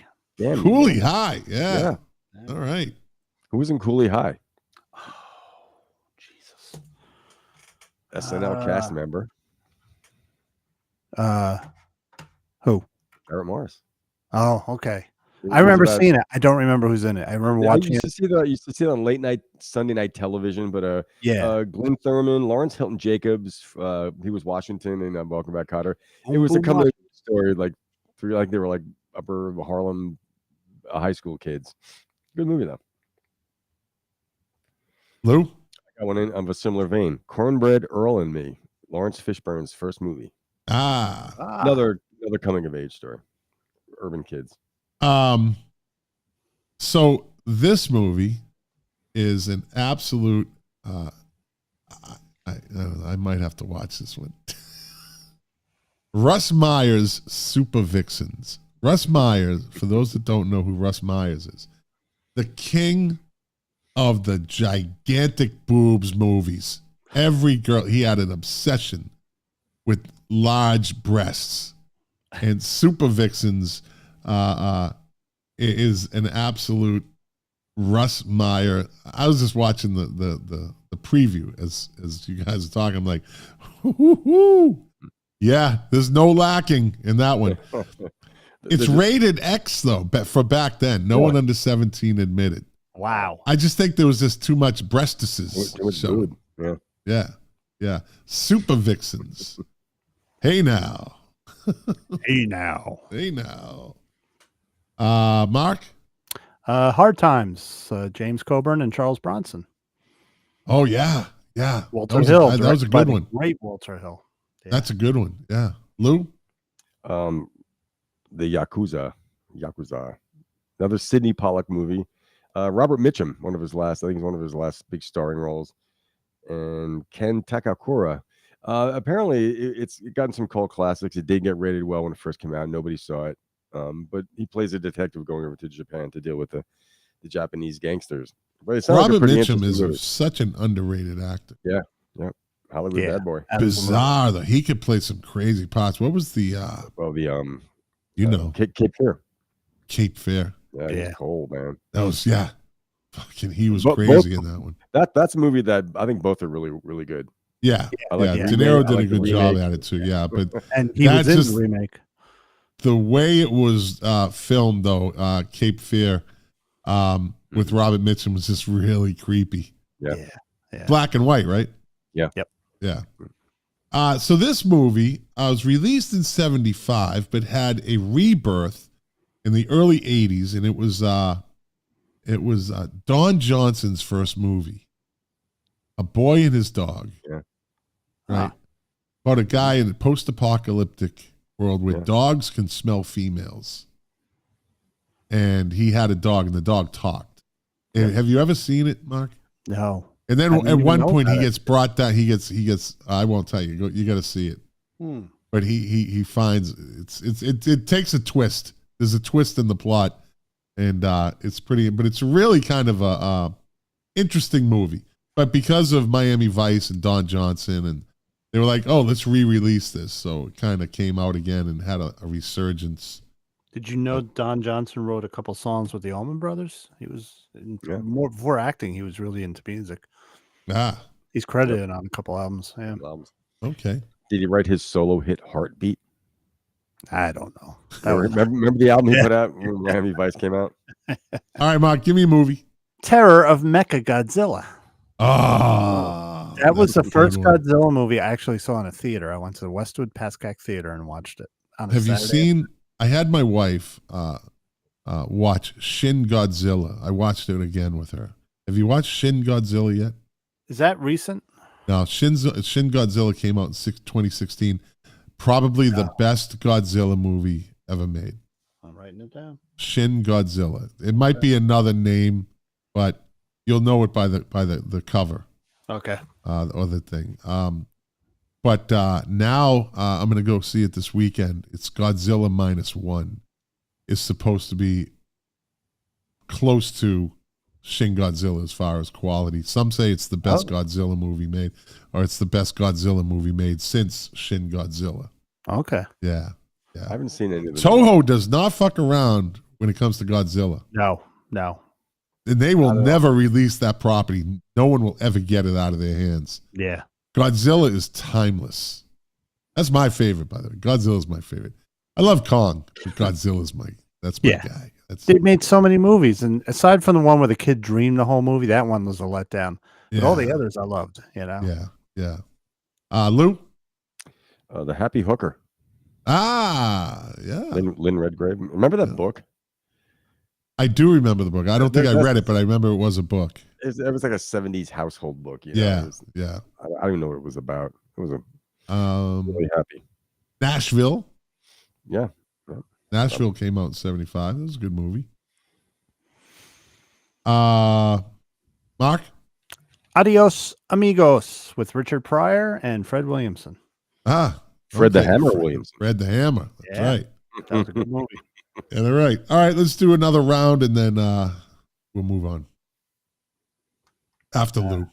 The Stepford Wives. The original one. Oh, the original one. Yeah. Yeah. Creepy. Yeah. Creepy. All right, last round.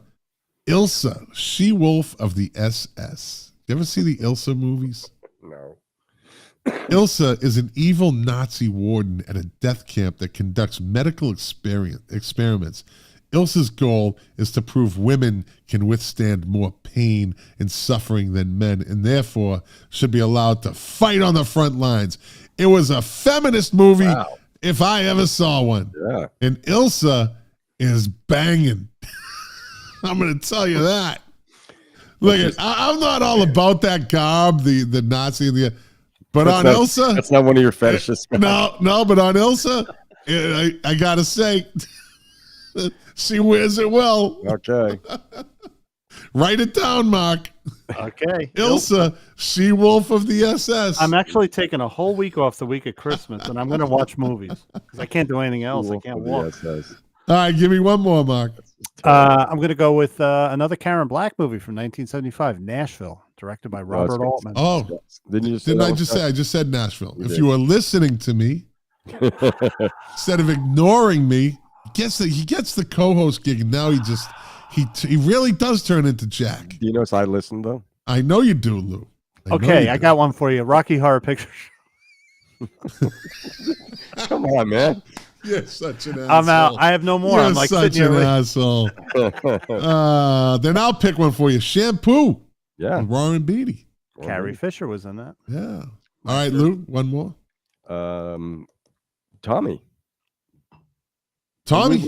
We talked about it earlier. How about the Oh, Lou wasn't listening. See, he said Tommy. Well, that was mentioned before. We didn't say movie's official. It was in reference to what happened in 1975. I got another one if you want. Yeah, one more. Mahogany. Diana Ross. Yep. And Billy Do you know when I'm going through? Another big like song. Me? It's a good song. Yeah.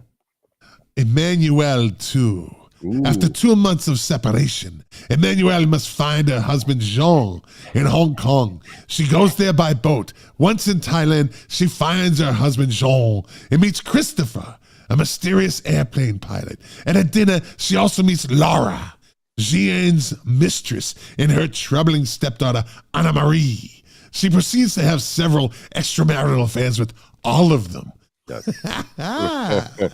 Now, I should do movie. You know what you should do when people call the movie theater to see the show times? Oh wait, Kramer did that. Kramer did that. Yeah. Now, Kramer, is that you? Weren't those Emmanuel movies? Weren't they shown like on Cinemax in the early 80s? Yeah, the blur. Like if you didn't have to pay, you're the kid that fucking tried to jiggle the antenna. And every once in a while someone found a hack, and you could kind of get it.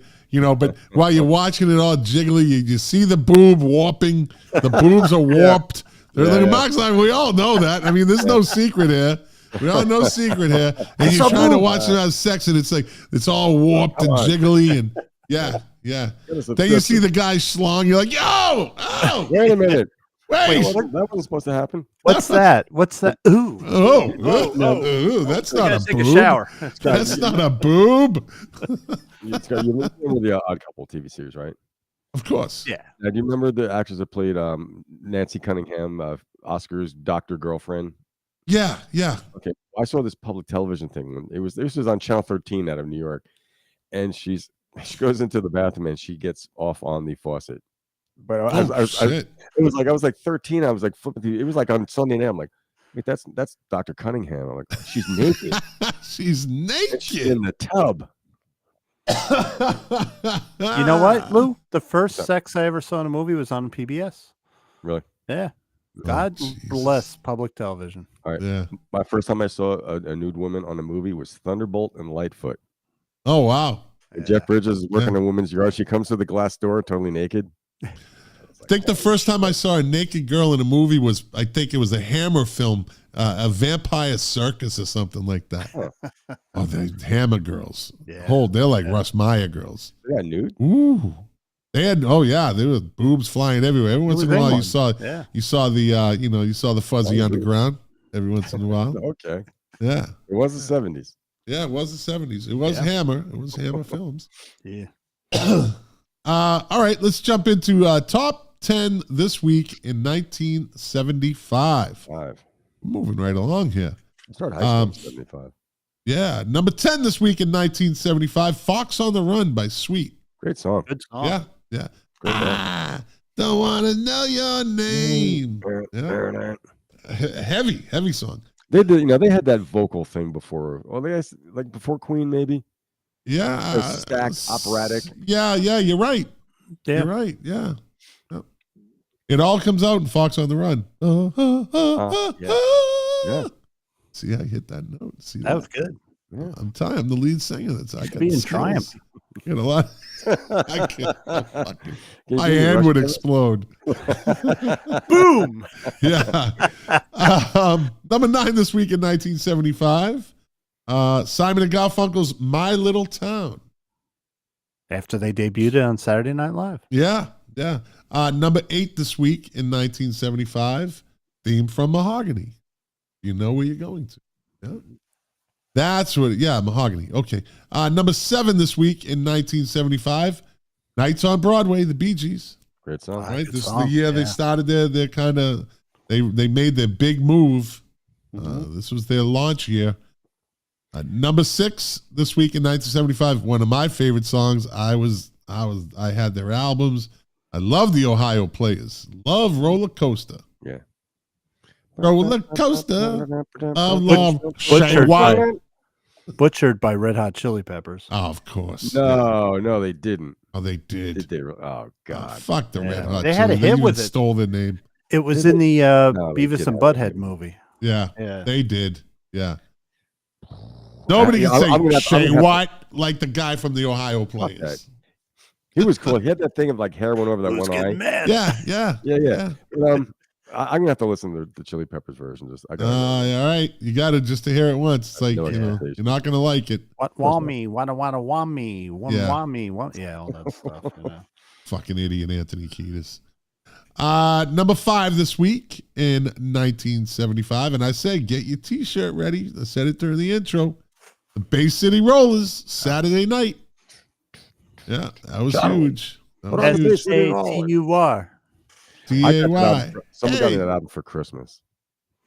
I didn't. I never got a Bay City's roller. My brothers and I would not like that. Would be acceptable. I was like, gee, thank you. Yeah, I'll be acceptable later. Not acceptable. I love that. They were just glad to be here. Yeah. They're Scottish. They can't help. Glad to be alive. All right. You can't. You're glad and plaid. You used it once. Don't beat the drum too much. All right, Lou. That's what she's doing. All right. Number 4 this week in 1975. That's the way I like it. Casey and the Sunshine. Casey's still out there. Yeah, he's so fat you can't see the Sunshine Band. Wow. I know. I saw it. I saw a video. He's out there. Wow. People are still paying to see him. Whatever casino he was playing in or whatever. He's big, and he's old, and it is what it is. Let me see. Watch Painkiller, a real eye opener. Joanne Kazborski. Yeah, somebody told me about the movie Painkiller. It's off topic, but I wrote it down. I saw that. Yeah, it's eye opening. From somebody else told me that too. Let's see. Number 3 this week in 1975, "Sky High" by Jigsaw. Blown it all sky high. Yeah, good song. Dave Phillips, King of the 45s, jumps into the show right when we're on out the wind down. Missed all the good stuff, Dave. Hello, Dave. Thanks, but Dave jumps in anyways. He could have been on the whole show, and it's just saying hello now. Don't stick up for the King of the 45s. He can stick up for himself. Yes, he can. He's held his own with you. He's held his own with you many times. Smith. And David agreed with me that can of pizza spread you put on your Facebook page. Oh, that my shit. God. Right? Have you eaten it? Have you ever tried that? I don't believe so. I found that. I was like, oh my so nasty. God. Oh. Pizza in a can. This was just a piece of bread 13 seconds ago. Yeah. Now it's a travesty. Now, when I saw that post, I said, hey, Scott's actually researching 1975 a few days before the show. That's right. Hey, there you go. Good pickup. Good pickup. Number 2 this week in 1975. Let's Do It Again. The Staple Singers. And number 1 this week in 1975. The Silver Convention. Fly, Robin, Fly. Nothing from Venus and Mars. Wow. Yeah, nothing. Yeah. So let's see, mate. Where did you got Wings? They were in that number 12. Okay. Venus and Mars rock show. Yeah. Number 11 just skirted the top 10. I Write the Songs. Barry Manilow. I Love Music was number 14. Yeah, it wasn't written by Barry Manilow. That's for sure. Bruce Johnson, the Beach Boys. Yeah. Wow. Yeah. I didn't know that. Yep. No Elvis. Nope. Marie. Let's see. Wait. Elvis split his pants in 1975. Yeah. On stage, yeah. And he farted. He farted. He passed 19 in number 14 this week in 75 was I Love Music, the OJ's part 1. Any kind of music. Island Girl was number 16 this week. Crap. Yeah. Low Rider was number 18. Great song. Let me see. Starts to kind of fade off now. Finally, Gladys Knight. God, Garfunkel, I Only Have Eyes for You. Oh my God. Wow. Oh my God. Where's Paul Simon when you need him? Kiss was number 30 this week with Rock and Roll All Night, the live version. Well, the studio version. Yeah, because that yeah. Number 32 is a good one. You sexy thing, you. I believe in miracles. Mm-hmm. Since you came along, you Hot sexy chocolate? thing, sexy thing. Let me see. What else was Al Martino's Volare. Whoa. No, do you know what movie role did You never heard Volare? No. Really? No, remember the Plymouth Volare? There was a car. There was also a car, yeah. There was a car, but it was Sergio Franchi did the car commercial. But Al Martino has a very important movie role in one of the greatest movies of all time. The Godfather. You are correct, sir. He was Johnny Fontaine. He was Johnny Fontaine, yeah. Oh, okay. Yeah. You could act like a man. Act like a man. And I will say number 40 this week in 1975, Evil Woman, Electric Light Orchestra. Good song. Good album. Yeah. Let's go in the albums. Top 10's albums this week in 1975. Number 10 was the Silver Convention, Save Me. Wow. Yeah. Number 9 this week in the album charts, 1975, Kiss Alive. Oh, Yeah. it was 75. I was Yep, wrong. that's why it was on the, they charted, right? Yeah. Volare was a Jerry Vale song, says Dave Phillips, King of the 45, because he has the 45. 45, that's right. Yeah. And you can't read credits better than on a 45. It's big. And his last name isn't really Vale. What is it? It's like Valachi or something like that. It's Italian. The Valachi Papers. There you go. Valachi. Fucking snitch. You need something done, go get Valachi. Yeah. Number 8 in the album charts this week in 75, History, America's Greatest Hits. Great album. That's one of the best greatest hits albums. Yep, and they're not in the Rock and Roll Hall of Fame. God But the damn it. Go-Go's are. Carly Simon is. Yeah. She's in for her mouth. That's not a We've been category. through this Rock and before. roll. Well, let's make She's that a in- category. She's in best mouth in music. Best mouth in the business. Yeah. Well, would Mick Number Jagger 7 be this in? week. Huh? Mick Jagger would be in then. Yeah. Girls can Yeah. vote too, you know. Girls can vote too. Yeah. Steven Tyler would be in there. Ugh. Let me see. Would David Johansen be in there? He's got a big mouth. Yeah. In more ways. We don't want to know what's happened with that. We're not doing men, are we? Let's just say him and Anthony. He's Kiedis got could such talk. a beautiful mouth. We got Jagger. That David Johansen, him and that mouth of his. Jagger. You got Steven Tyler. Hello, Buster He's Poindexter. I got a just- Poindexter for you, Buster. He's just so sassy. Look at that mouth. Hot. Oh, Okay, you moving sexy on. thing. Number 7 this week on the poop. album charts is 75. Gratitude, Earth, Wind, and Fire. Yeah. Number 6 this week on the album charts in 1975. Paul Simon, Still Crazy After All These Years. The infamous Thanksgiving show. Number 5 this week in 1975. Casey and the Sunshine Band. Casey and the Sunshine Band. Number 4 this week on the album charts in 1975. Wind Song by Wind Song. And while you guys deliberating, Dave Phillips, King of the 45, says Tony has to poop. Tony who? His dog. Oh. Named his dog Tony. The fuck. That's perfect. Hey, Tony. Get him out. Yeah, he has his own little thing. He does it every Tony's Tunes. You know, this is Tony's Tunes. Wind Song, number 4 this week. Wind Song, John Denver. Ah. Wow, I didn't know. Yeah. Number 3 this week on the album charts in 1975. Rock of the Westies. Elton John. Elton John. Yeah. It's not a good record. No. And he looks like an idiot on the fucking cover. Like a total douche. What is he doing? Has he got like He's got these like glasses on there, the sunglasses where you can see his eyes. He's got like, it looks like a fucking Sherlock Holmes hat on. That's right. He's got long hair, the beard and mustache. He's got a striped shirt. Like, you fucking idiot. He was getting tired by then. He got rid of that great band he had. Elton John band was great. Yeah, right? That was a great rock and roll. Yeah. Number 2 this week on the album charts in 1975.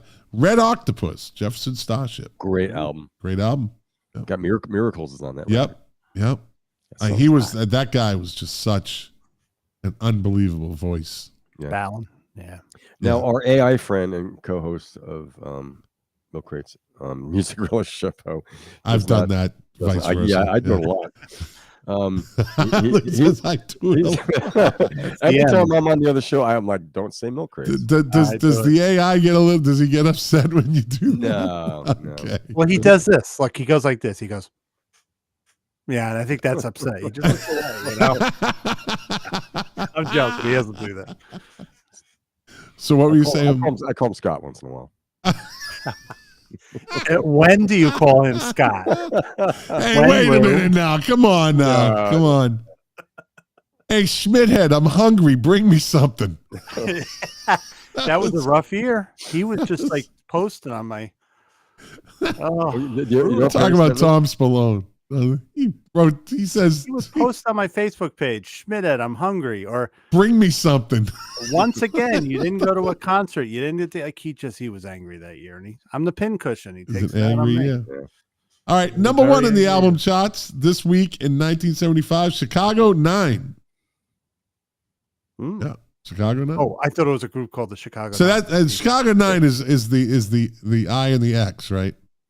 That's 9, right? I don't know. 10 and then minus 1 is to the left, right? Yeah. Yep. Yeah.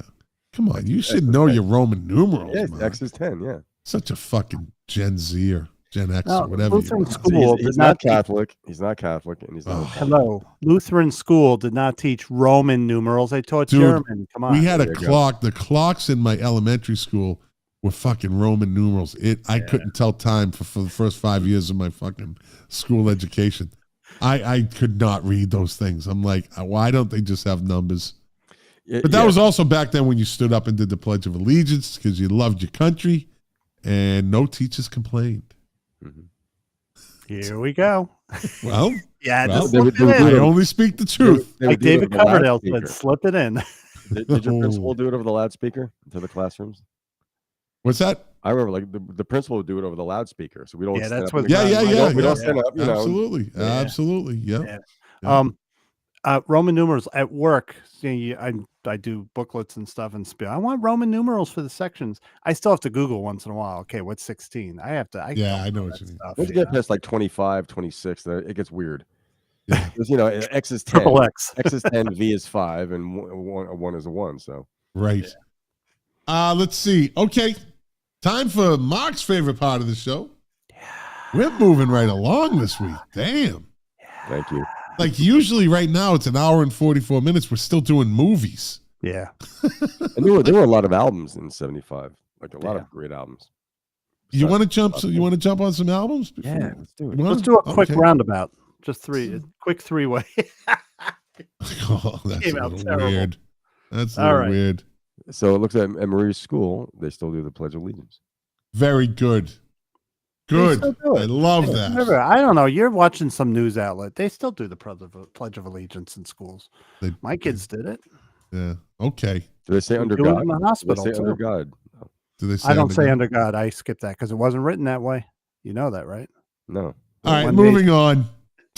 Controversy. Moving on. Lou, I'm slipping it in to get. Give us an album, Mark. Sabotage by Black Sabbath, one of my favorite Ozzy era albums. Ah, okay. Angry album. Lou? On Your Feet or On Your Knees, live album, Blue Oyster Cult. Yeah. Ah. Great album. Introduced by, that's Patti Smith doing the introduction. Yes. On Your Feet or On Your Knees. Yeah. One of the greatest albums ever made. Physical Graffiti, Led Zeppelin. Damn. Yeah. Redheaded Stranger, Willie Nelson, awesome album. Blue Eyes Crying in the Rain. Just makes you cry. All right, Lou. Okay.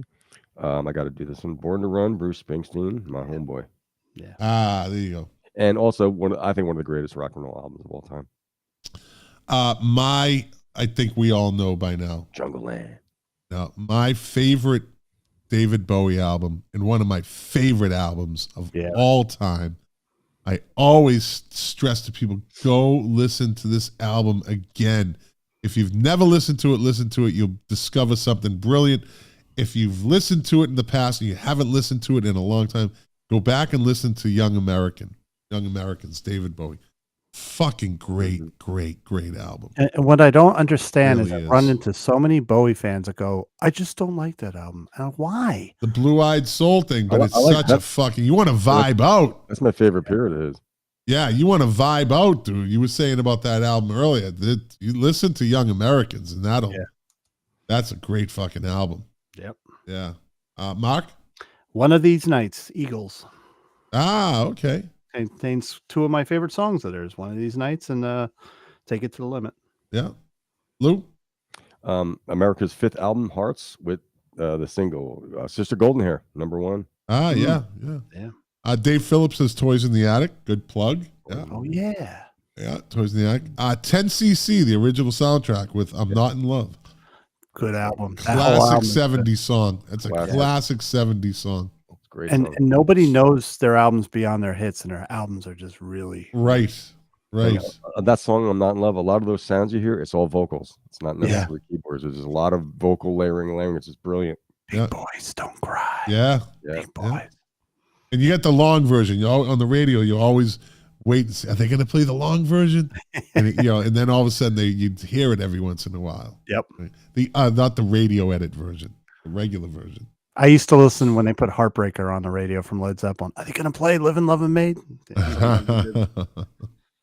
Who just went? I think it was me. Okay, it's up to me. Let's see. I just had it. Oh, Kiss, Dressed to Kill. Dressed to Kill. So on the album cover, I've told the story behind that. There's a picture, where Gene Simmons is standing there and he's got his knee cocked up. They got the sharkskin suit on. He's got his hands out by his side. His head is tilted. He's making a face. The picture, someone took a picture of that out on the street. He's looking at a little black kid. The kid's looking at them, and he wanted to make the kid laugh. Yeah. So he made this face and put his hands out like a clown. He put his knee up, and the kid laughed. And that's the picture they got. Because it's like, what is he doing, right? But it ended up being it's a great album cover. And if you look really close, none of the clothes fit them because their manager gave them all those suits. It's too small. Yeah, right. Yeah. All right, Mark, give me an album. I'm going to go with That's the Way of the World, Earth, Wind, and Fire. That's my favorite movie Earth, Wind, that and Fire bombed, song. But a great soundtrack. It's really a soundtrack. Yeah. Yeah, that's my favorite song by them. Oh, yeah. Yeah, it's up there with me, too. Lou? Nothing Fancy, Leonard Skinner. Yeah. Yep. That's a great rock and roll band. This album, Katie Lied, Steely Dan. Yeah. Oh yeah. Yep. Yeah. Yep. I'm going to go with the debut of Mr. Neil Peart, Fly By Night by Rush. Yes. Yes. I watched the Rush doc before we went on tonight. Cool. Lou? Things. Let's see. Where's my shit here? John Entwistle's fourth solo album, Mad Dog. Who knew? Yeah. Has anyone ever heard anything from a John Entwistle solo record? No. This album was half live, half studio. ZZ Top, Fandango. Yeah. Mm-hmm. Good album. Mark? Dreamboat Annie, Heart's debut. Yeah. Lou? Two Sides of the Moon, Keith Moon's only solo record. Yeah, the one that nobody bought. Nobody bought it. He only played drums on 3 songs on it. I have it. You do have it. I bought it. ABBA's debut album, ABBA. Or the self-titled album, ABBA. Yeah. Mark? Blues for Allah by Grateful Dead. Had to put a Dead's album in there. All right. Lou?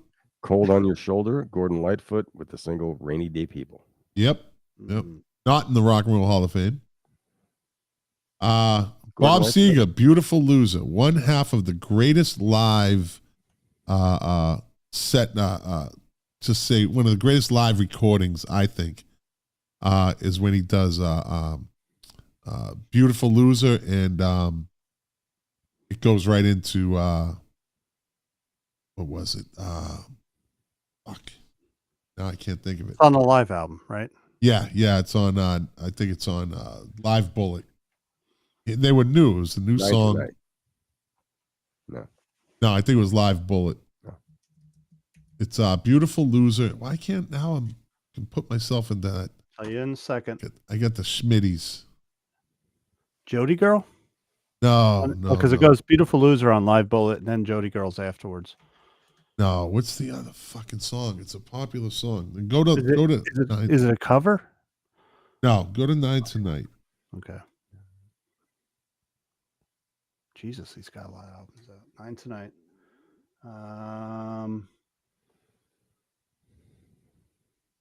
Betty Lou, we got Tonight, Night Moves. It's not on there. Hold on. In Traveling Man. Oh, he goes into that from. Yeah. Wow. Yeah, you've never heard that? No. Oh my God, dude. Fucking greatest sync into a song other than, well, yeah, he sings from one song to another, continuous. Goes from Beautiful Loser to Traveling Man flawlessly, fucking brilliantly.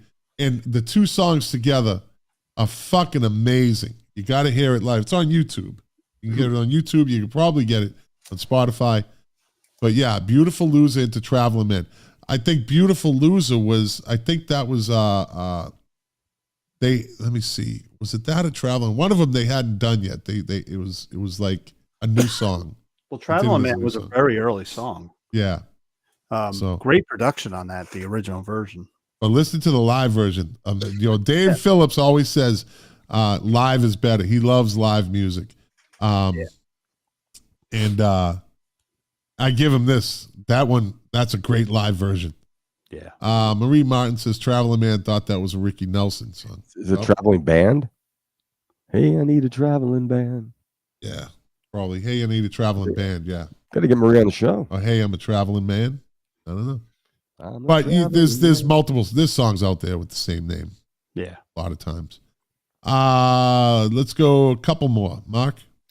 Another debut of sorts. Stevie Nicks and Lindsey Buckingham's debut with Fleetwood Mac for Fleetwood Mac. Oh, yeah. Yep. Monday morning. Yep. Lou? Northern Lights, Southern Cross, the band. The last proper band album before The Last Waltz. Yeah. Good record. Elton John, Captain Fantastic and the Brown Dirt Cowboy. That's a good record. Yeah, it's okay. Yeah, it's not bad. Good album cover. Mm-hmm. Did that have Someone Save My Life Tonight? Nope. No. Oh, okay. No, it's got the title track. I don't think it was a big hit record for them though. All right, one more, Mark. Tower of Babel. I'm gonna go with Face the Music by ELO, their first album in their ascension to pop royalty. Some great singles on that. And it had that song with the backward masking that my church went crazy over. Roar, roar, and they're like, it's evil. Don't listen to it. Your church knew a whole lot of music that you shouldn't listen to, oddly enough. Lou, they used to do record smashing. They would tell you to bring your records and they would smash them. And you know the church. I won't mention it. Called? It's in Hillsdale. I don't know the name. Across from a high school that I went to. Okay. All right. I got to say hi to the beautiful Tiffany Van Hill. Good evening, Tiffany. Hey, Tiffany. Yeah. Did you, Lou? You up? I could be. How about Mark? Did you go? Yeah, I did. You did. All right. Roxy Music. Hey, you just talked over each other. Did. See, I promote you guys to permanent ghosts. Now you're talking over each other. You're all fighting for airtime. Fuck. I just said if you two need to just settle down. You know what? If you were listening, I don't see. You're talking over me now. Penalty box for both of you. Jesus. Like an hour and 55 minutes into the show, and they get out of line. Tiffany. Okay, I got to bring these two back on. Look at the beautiful Tiffany says 2 hours in. This is going to be a long episode. Well, we're almost done. I'm done with these guys. Look at Lou sleeping. He's got COVID. You can't put him in. He wants to be in the penalty box. I'm okay. Look at now. He's got the mic in his hand. He took it out of the boom. He's laid back on the couch. He's fading fast. We got to get this done. All right, one more each. One more each. Let me start. Probably, it's a great debut album. I say, song for song, I will match this second side 2 with any side 2 in the history of music. This is me talking, right? So, the Tubes debut album, The Tubes, and Mark, you just posted a picture of Fee Waybill the other night as Quaalude, right? White Punks on Dope, Mondo Bondage, What Do You Want From Life? I mean, that fucking side 2 of the Tubes debut album is amazing. Uh-huh. Have you listened to it? I haven't listened in years. Dude, all right, listen. You got to listen to side 2 of the Tubes debut, and it's a great album cover, too, with the girl's hand with the red fingernails tearing the corner, and the girl's got the rubber tire around her chest. Listen to side 2. Okay. It gets the juices flowing, too. They were really good. They were in a groove on that one. All right, one more, Mark. I'd like a redo on mine since he's so rudely interrupted. Oh yeah, I'll give you 2. Okay. I'm going to go with Atlantic Crossing. It was Rod Stewart. Coming to America had a rock side and an acoustic side, and the acoustic side is my favorite. Okay. All right, Lou, give me 2. Caress of Steel, Rush. They're a weird album. They had a lot of fans. You wasted one of your last choices on that. It's a great album. Jesus, God. Jesus. I know I can push buttons too, you know. I can push buttons. Lou, didn't it have that song called I Think I'm Going Bald? Yes, it does. It's weird. All right, Lou, give us the other one. Okay. The other one was Roxy. The show would have been over by now if we avoided this. I was just going to say the title and you talk over me. All right, then give me 2 more. Jesus, you're tempting me. Every time I'm running out because you guys keep talking over me. Okay. Fucking say it. Roxy Music. The album was called Siren. Okay. Yes. Good album. Now, Mark, be quiet or he's going to keep doing it. Hey, Lou. Hey, Lou. Yeah. Give us one more, please, honey. Don't talk too loud. Please, honey, give us one more. Gorilla, James Taylor. That's a great album.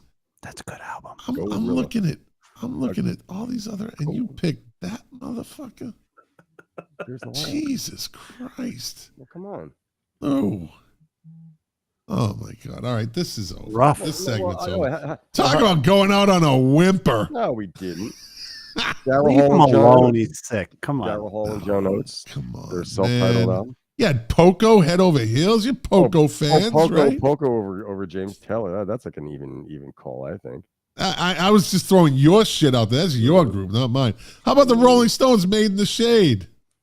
Compilation. Gonna go out big. That's a comp album. Doesn't matter. It's a good album. How about the Ohio Players, Honey? Yeah, well, I already said that when we talk about another one. Are we still? What are we sneaking shit in now? How about Hair of the Dog by Nazareth? How about Al Green's Greatest Hits? Al Green is Love. How about that one? How about Lou Reed Live? How about A Night at the Opera? How about Shut the Fuck Up and Let's Move On? Wait, I never heard that album. I'll have to listen. That's a good album. You're listening to it right now. Shut the fuck up. And let's move on. Hey, this day in music. Enough of that. Enough of that. All right, on this day in 2019, Sir Rod Stewart became the oldest male solo artist to have a #1 album in the UK when the singer's 10th chart topper, You're in My Heart, went to the top of the charts. Sir Rod, who was 74 in 11 months, took the accolade, which was previously held by American singer Paul Simon. Look at, so Marie Martin says, are we still in 1975? I'm confused. Oh, if you're confused then, imagine when you come on the show. You better hang on. Keep up. Don't make us say keep up. And she loves James Taylor. She does. It'll make your hair fall out. It moves so fast. Let's see. On this day in 2018, American bass guitar player Joe Osborne died at the age of 81. Dang. Let me see. That's him playing on Aquarius. A lot of Fifth Dimension stuff. Yep. Played with the Carpenters, the Association, Fifth Dimension. Yep. He played on, let me see, Bridge Over Troubled Water. Yeah.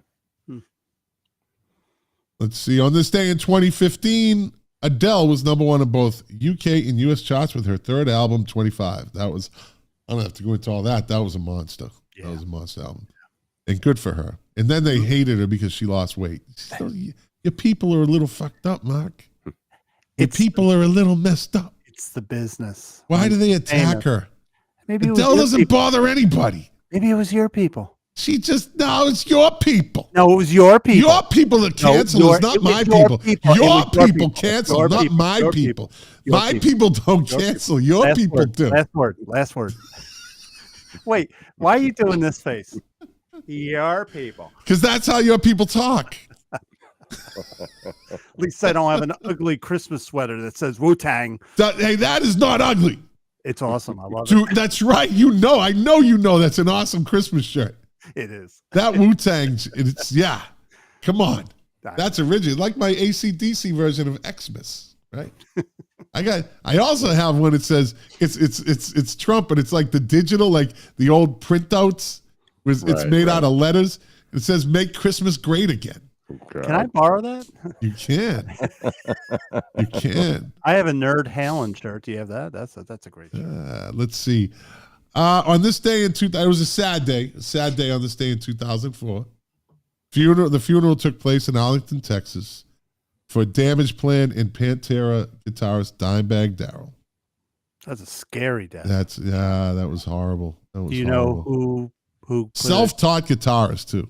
Do you know who put his guitar in his coffin? Eddie Van Halen. Yeah. That was amazing. Yeah. Yeah. And he was buried in a Kiss casket. Yeah. Yeah. Wonder how much that's rock and roll, man. So you have to pay for it. Yeah, I know. Yeah, Gene doesn't give anything away. I'll give it to you. Yeah. 25,000. Not even a discount. Only 40. Yeah. I'll try. Let's see. On this day in 2003, Ozzy and Kelly Osbourne went to #1 in the UK single charts with "Changes," the remake of the track first sung by Ozzy on the Black Sabbath album, Volume 4. Beautiful song. In 72. Remake, though. No. On this day in 1999, Sir Paul McCartney appeared at the Cavern Club in Liverpool, England, in front of 300 people with David Gilmour, Deep Purple drummer Ian Pace, Pete Wingfield on keyboards, and the legendary Mick Green of Johnny Kidd and the Pirates on guitar. It marked McCartney's last gig of the year and the 20th century. Last gig at the venue was in 1963. Let's see. On this day in 1998, Billy Preston pleaded guilty to insurance fraud in Los Angeles court and agreed to testify against 6 other defendants. Rash. Oops. Billy Preston's a snitch. Testified against 6 other guys. Couldn't man up. Take the hit. Who allegedly participated in starting fires, staging thefts, and rigging car crashes. Oh, my God. Wow. What the fuck, Billy? Wow. That's sad. 18 fraudulent insurance claims were filed. Preston received 5 years of probation for snitching and 1 year in jail to run concurrently with the sentence he was already serving for violating probation on a prior conviction for cocaine possession. Damn, Billy, how the bottom falls out. His life ended pretty badly. Yeah. Well, he did tour with Clapton. He gave him a few tours. He was in tour. He was in tour with the band, but he got sexual assault charges against him too. Oh boy. It was a sad day on this day in 1997. Canadian guitarist and songwriter Kurt Winter died of kidney failure at the age of 51. He was a member of the Brothers and the Guess Who. He replaced Randy Bachman. On this day in 1991, Michael Jackson started a 4-week run at #1 in the U.S. album charts with his 8th studio album, Dangerous. The album has sold over 32 million copies worldwide, making it one of the best-selling albums of all time. 9 singles were released from the album, spanning 2 years from 91 to 93. Wow. On this day in 1985, Whitney Houston, the late, great Whitney Houston, scored her first UK #1 single with Saving All My Love for You. On this day in 1981, Yoko Ono.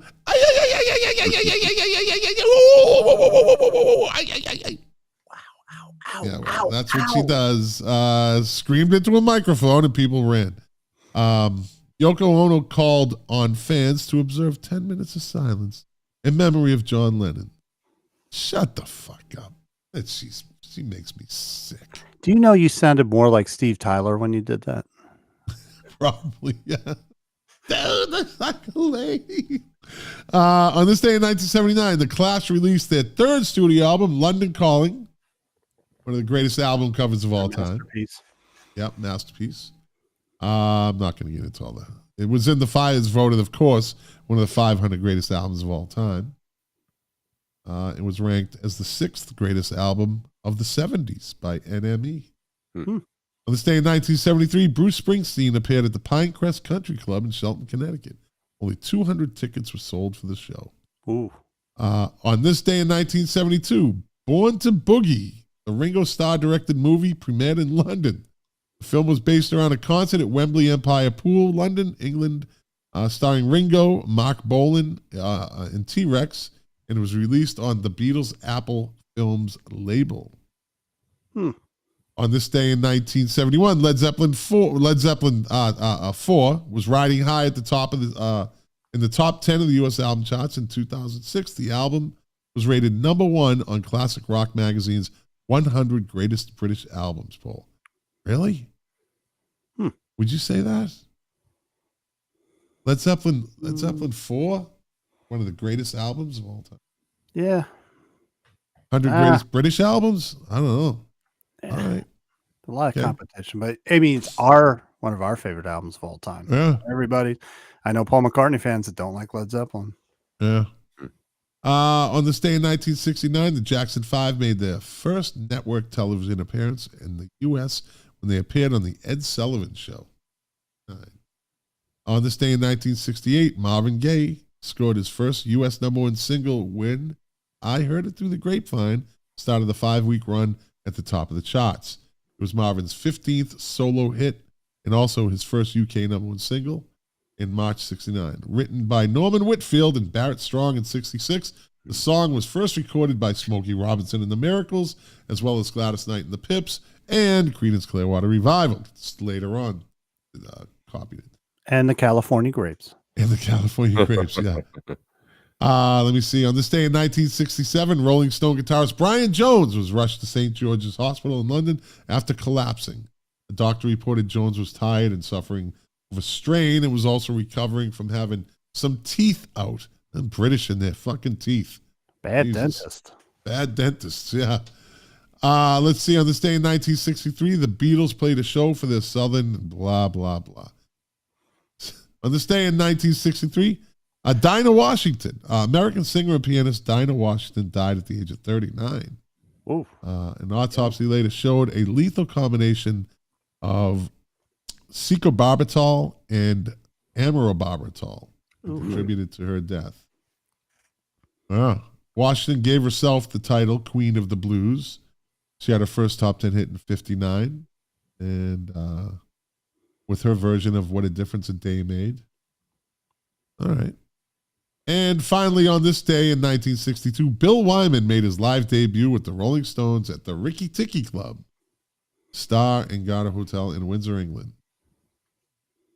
The group were known as the Rolling Stones during this period. Rolling. Let's see, who was born on this day? Vanessa Hudgens from High School Musical. If there's young people listening. Let's see. The young people. If there are young people is listening. I don't think they'd be in bed by now. Yeah, I think so. Go to school. Let's see, Beth. No, Tim Scold, bassist for Rock Band America.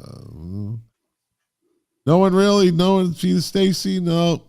Cliff Williams, Jackie McKinnon, Jane Byrne, Joyce Wilson, Frank Allen, Dick Wagner, Gary Usher, Charlie Rich. We found somebody. The Silver Fox. The Silver Fox. Yeah. Because when we get behind closed doors, I knew it would come around before the end of the show. I knew it would come back. Thank you. What was his other big Happy hit? birthday, Charlie Rich. He died at the age of 62 in his sleep.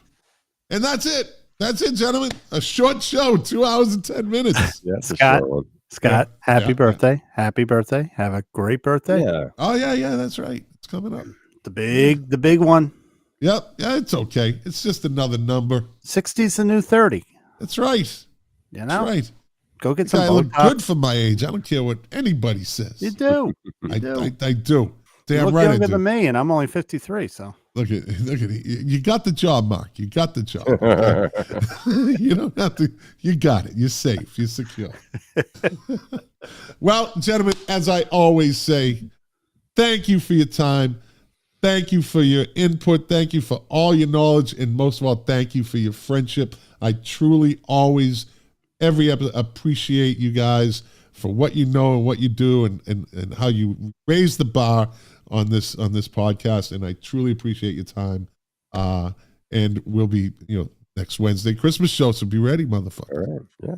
Be ready, motherfucker. Be ready. Have some Christmas shit. I'm gonna tell you. We're gonna be breaking down some Christmas songs next week. Ooh. Oh yeah. But I have some shit to talk about. Okay. I found some Christmas songs that just they got to be broken down.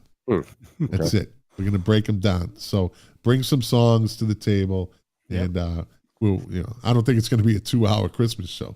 That's for sure. But we'll see. We might lose the busy in practicing. We might want to keep it a little shorter, right? Yeah. It's a Christmas show. We don't. We'll see. I hung in for it. You did good, Lou. COVID and all. And Marie Martin says, "Happy birthday! Welcome to the 60s. I'm glad to be here. Glad I'm still alive. That's all that matters. You guys are great. In 2024, you're gonna come on. You'll be on, Marie. Cool. We'll get you on an episode. See how you can handle it in the He-Man Woman Haters Club. That's right. I'm not going to say a word. I'm just going to sit back. Hey, I'm a snowflake. I don't hate anybody. I love it. Here we go. Jesus. I was you just did it. The show You on a did good it. note. You did it. Anyway, as I always say to everybody, thank you for watching. Thank you for listening. If you liked it, share it. Tell somebody about it. If you didn't like it, well, thanks for listening and watching for 2 hours and 13 minutes. I always appreciate your time. I appreciate your input. I appreciate the comments. And as I always say, to quote my favorite artist, Morrissey, doing this show for you, the pleasure, the privilege is mine. We will be back next Wednesday with our Christmas show. Should be fun. Should be interesting. It's not going to be politically correct, I can tell you that. No, I already know that. Yeah. So, come back and see us again. And that's it. Say good night, gentlemen. Good night, gentlemen.